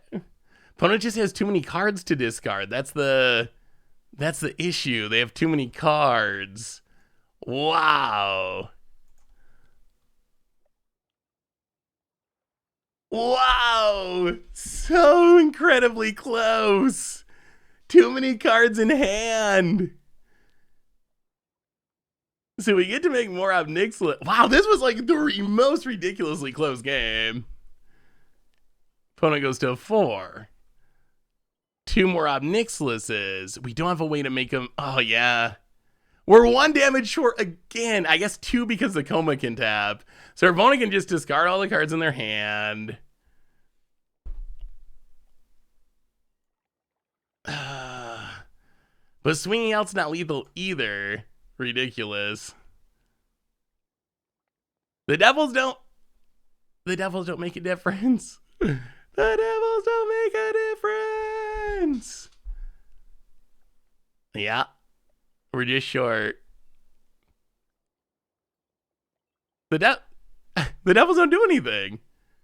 We're at 7. Like, we make 2 Devils. What are the Devils? What would the Devils do? I mean, they don't save us though. Like the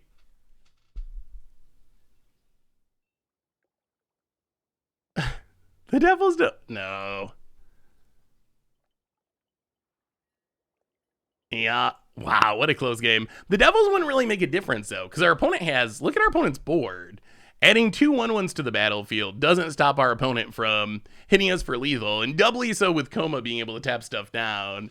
So, it was like, I can punt the game away. I feel like 100% of the things people have said were punts there have actually not been legitimate lines.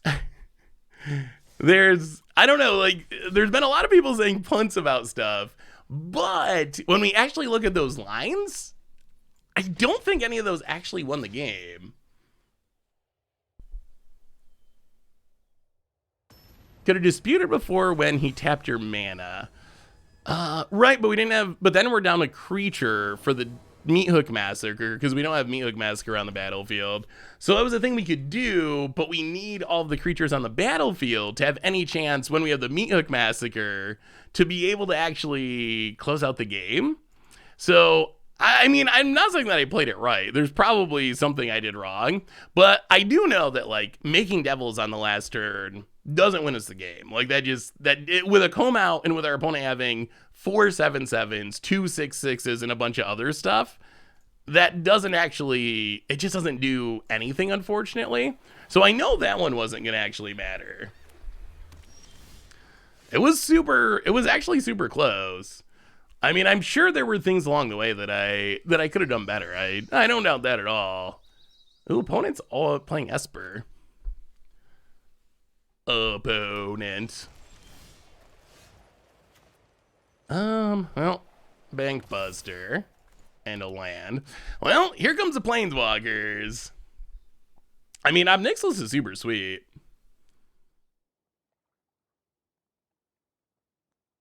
I think you were privileging Ob's plus ability over Devils too frequently. I mean, maybe.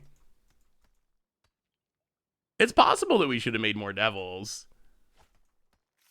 It's so difficult to actually analyze what the result would be, because then our opponent would be at higher life totals and have cards in hand that they hadn't discarded. So there's just like so many, an incredible amount of variables that would go into trying to figure that out at this point.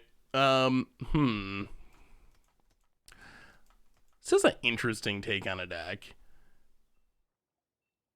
4, some sort of 5-color rune deck? Esper runes? What, can they only cast this if they have Runeforge Champion? That's interesting. Well, yeah, let's get rid of the Runeforge Champion for now. Opponent.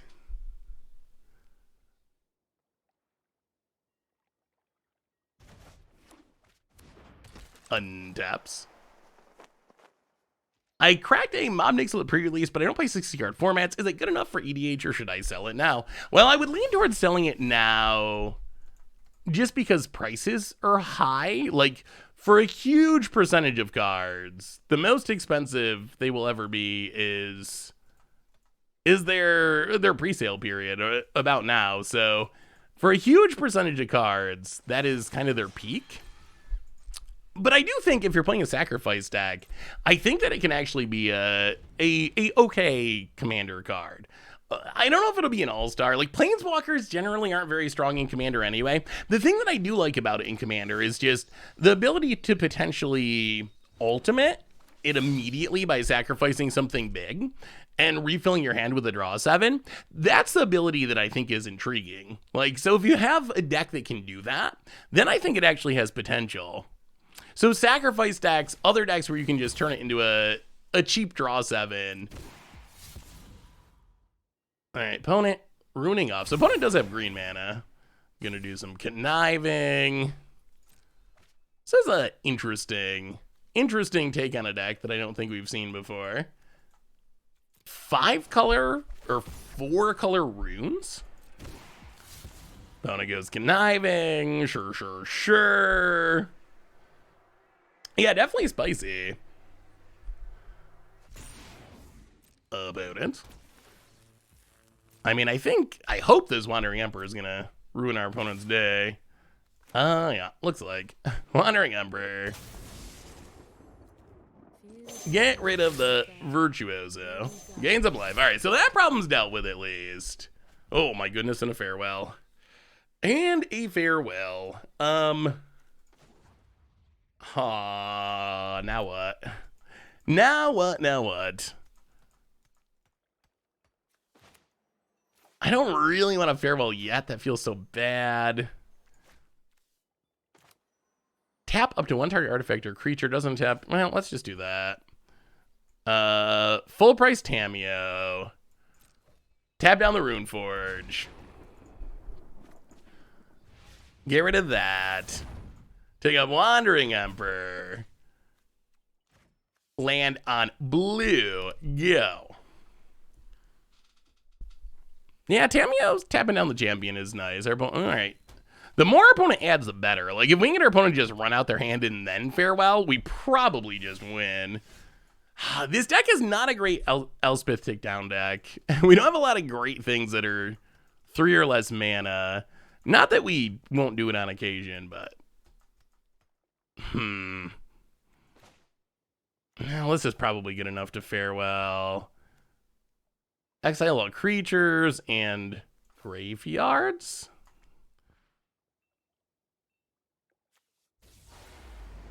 Oh, alright. Dealt with. Tamiyo, take it up, rushing for the emblem. Play the land. The Super Friends are looking pretty good at the moment. Make a Samurai. Go. I don't think I've ever actually ultimated a Tamiyo before. The emblem seems decent. Hey, what's up? What's up, Outcast? We're, ooh, Storm Chaser Drake. Storm Chaser has always felt close to being good in a deck like this. It's never really made it as far as tier decks, but it's always felt close. Yeah, it's not technically an emblem. It's like an emblem, but it dies to everything. It's actually just an artifact token. I really wonder why they chose to do that, because Planeswalkers always make emblems. I don't know if they thought it would be too powerful, but it's definitely a strange way for a Planeswalker to work. Like, we could accidentally farewell it or whatever. It functions very similar to an emblem, except it dies.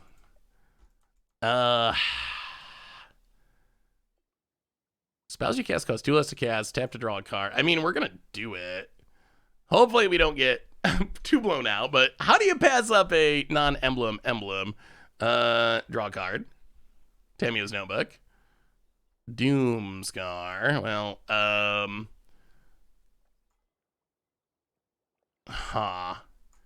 Doomscar, clear the board. Keep on Wrathin.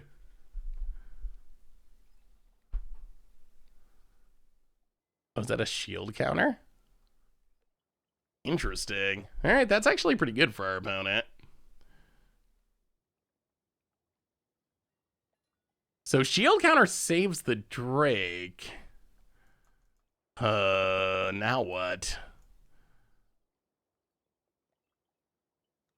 Well, play Elspeth, I guess. And I guess we are going to tick down and see if we can hit like an Ascendancy or something. Ooh, all right, Luxor. Luxor's good. And then equip it to Elspeth. We've seen the combo. We've finally seen the combo. Counter on Elspeth. Make it a 4/4.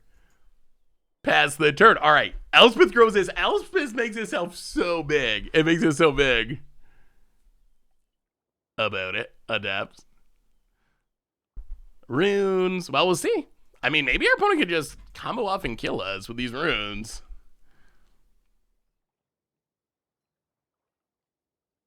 Giada. Giada sounds about right. I could see that, Stone Rain. That actually sounds, I could see that being correct. Do you think Wandering Emperor will go back down below $20 again? I would like it for a commander deck. That's a tough one. A lot of times you'd be like, well, after it comes out of standard, but Wandering Emperor seeing a lot of play in Pioneer, a lot of play in Modern even. Maybe there's some weird point in the future where it happens, but opponent's like storming off. Yup. Yeah. Opponent casts a million spells, does a million things, draws a million cards. Well, this is definitely the best Storm Chaser Drake I've ever seen. Opponent goes to combat. Attacks. Well, I mean, I guess we're probably just dying to Storm Chaser Drake unless we hit another sweeper. Opponent passes. And there's not, it's got to be farewell, I guess, because they have all these shield counters. Ouch. Oh my god, it is farewell. All right. Well, staying alive. Not completely dead yet.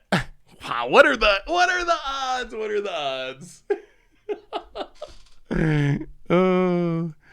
Well, yeah, we're gonna have to do this in a very awkward way if we want to unequip, which is like equipping to Bankbuster. You can't just take an equipment off a creature. I guess we can just put it on Wandering Emperor. Maybe that's fine. And lose the Wandering Emperor. Like, tick up on Elspeth.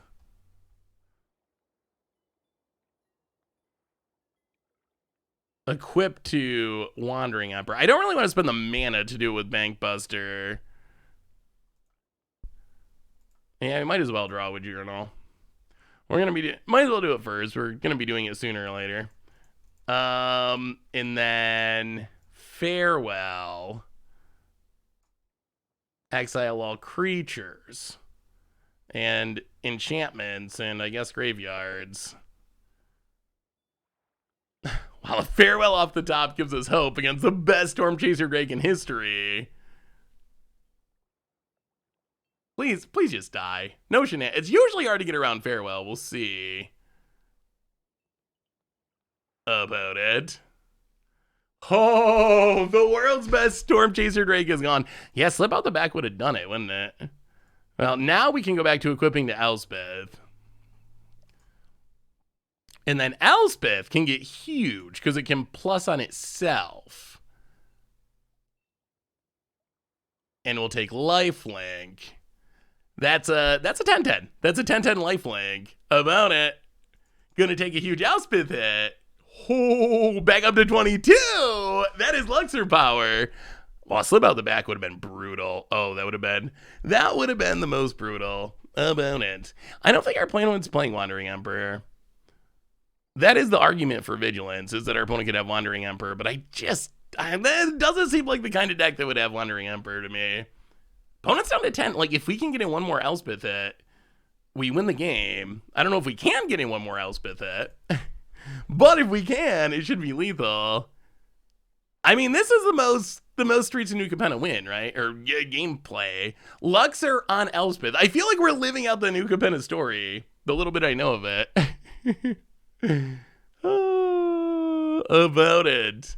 Draws a card. The Storm Chaser has done so much work. Opponent's got 26 cards in their deck. About it. Passes. Well, we get to draw a card.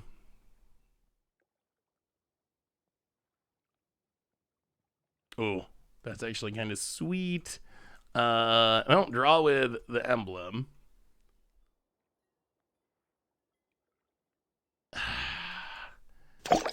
Elspeth, tick it up. We're going to go Vigilance. 14-14, Vigilant, Lifelink, Elspeth getting in there. Just in case there is a Wandering Emperor. Jake DeCleric, welcome to the Fishbowl. Thank you so much for your subscription. Big super for you about it. Thinking. Ottawa. Okay. Well, I mean, that's annoying, but it's not deadly. We can Doomscar the Storm Chaser. Elspeth. Equip. Tick up. Grow the Elspeth. Lifelink. Call the Storm Giants. Go. What a weird game. I would like Seth to acknowledge the existence of the letter R in Ottawa. Ottawa. He needs 1 mana to re-equip an attack for 10 life. Like Luxor's another. I guess they've drawn so much of their deck, they're just gonna hit it. But about it, runes. Maybe we're gonna mill them out. Maybe that's where this is headed. They gotta run out of stuff eventually, right? How many times can we wrath away their Storm Chaser Drake and have them just immediately rebuild? Golem MTG, welcome to the Fishbowl. Thank you so much for your subscription. Big super for you. Thank ya. Luxor with Elspeth or any Planeswalker. Like, Luxor's a real card. It looks like a janky against odds card, but I think it's actually like a pretty real card. All right, Bona passes. More Elspeth.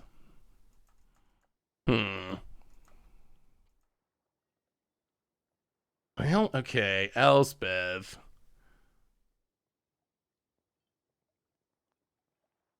Take it up. Grow it. Vigilance.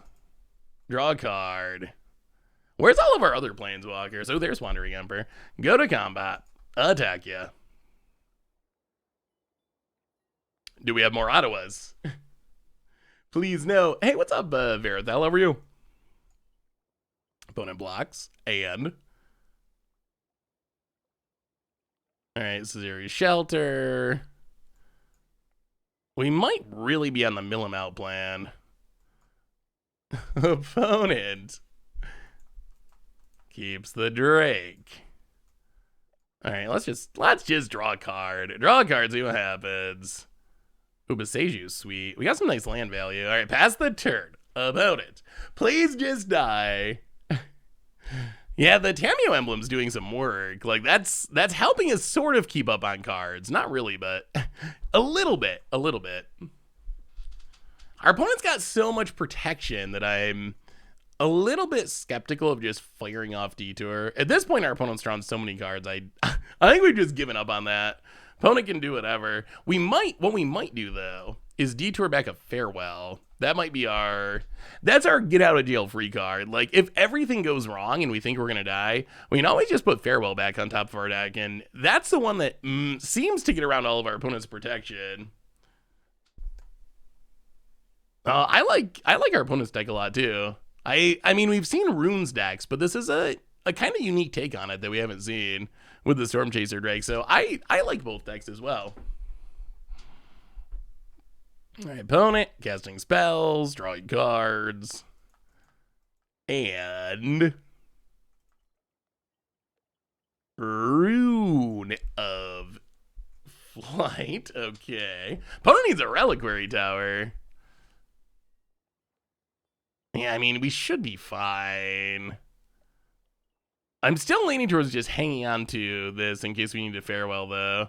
Show of confidence. So opponents, one mana up. 13 cards in the deck. Opponents literally played through their entire deck. Yeah, we haven't seen Slip Out the Back. We've seen the shield counter one. They could have Slip Out the Back, though. We've seen the shield counter one, and maybe that's it as far as protection. So opponent's going to hit us. Sure.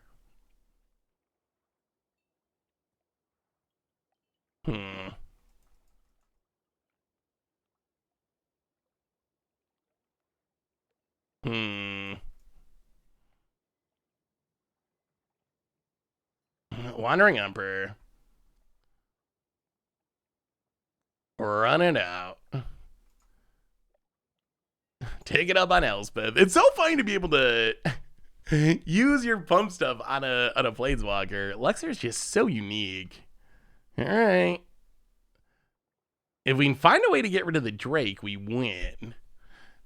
I would like to, I don't think the Endless Detour is enough. We'll see. Tangled Floral Hedron. I'll draw a card. Okay, March of Otherworldly Light. That's what we wanted to see. That's exactly what we wanted to see. That should do it. Because now we can Endless Detour the Drake. If our opponent has protection, we can March of Otherworldly Light, and that should finally... I mean, Bones only got 1 mana, and this Elspeth is super duper ultra legal. Yeah, then Elspeth gets flying, and lifelink, and vigilance, and becomes like a 20/20. Maybe Luxor is actually a card. Maybe that's a real card. About it. Okay, you see a guard approach, sure. But now we get to March of Otherworldly Light.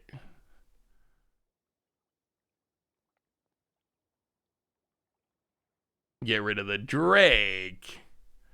Oh, it took 2 removal spells, but we got there. Oh, wow. Well, that's a Luxor win.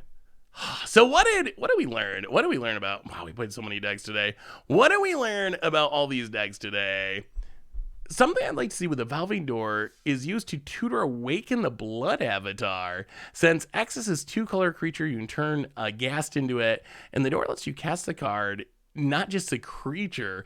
That is a really cool trick. Also, like, getting Valky and casting Tibalt in the late game could be powerful. I'm intrigued. I'm intrigued by a Valving Door. When I first saw Door, I was like, okay, Door's just like... It's not birthing pod, so it's bad. But then I started digging into what it could do, and it's definitely not birthing pod, but it's also definitely not bad. I think it actually can do some really cool things.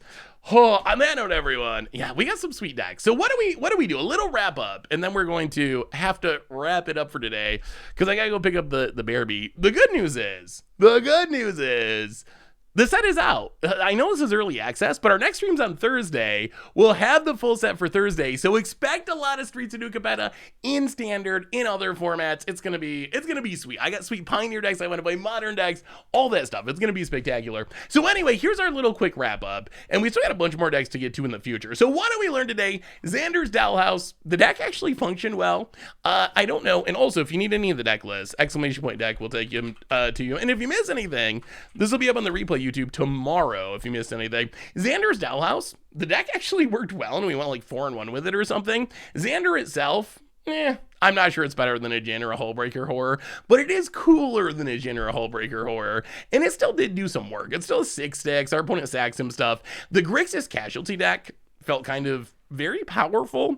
I'm not sure if it was just the matchups we hit. We got to stick our Puppet Stitchers and Sedgemoor Witch, and when you do that, the deck goes off with Maestro's Ascendancy.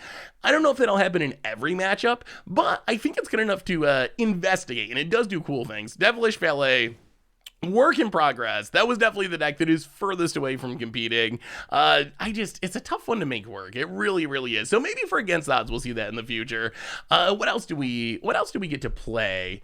Obnixilis, of course, just insane. It is insane. Probably the craziest game was that one where we lost against the Ren, where it came right down to the end. But Obnixilis it's a really powerful card. Whether or not it's Jund Blitz or a Sacrifice Shell, someone's gonna break Obnixilis because it is just absolutely busted. And then look at this huge list of decks we still have to get to. We still gotta play Esper Connive. That'll be coming. We still got Fight Rigging coming up. We played Arcane Bombardment. I forgot that one. Arcane Bombardment.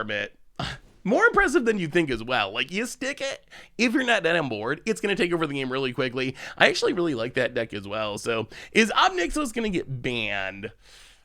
It's too early to say that. I would not want to say anything's getting banned at this point. I think that it is the best card in the set, and I think it could be bannably powerful, but I also think it's way too early to make any proclamations like that. But on that note, everyone, reminders.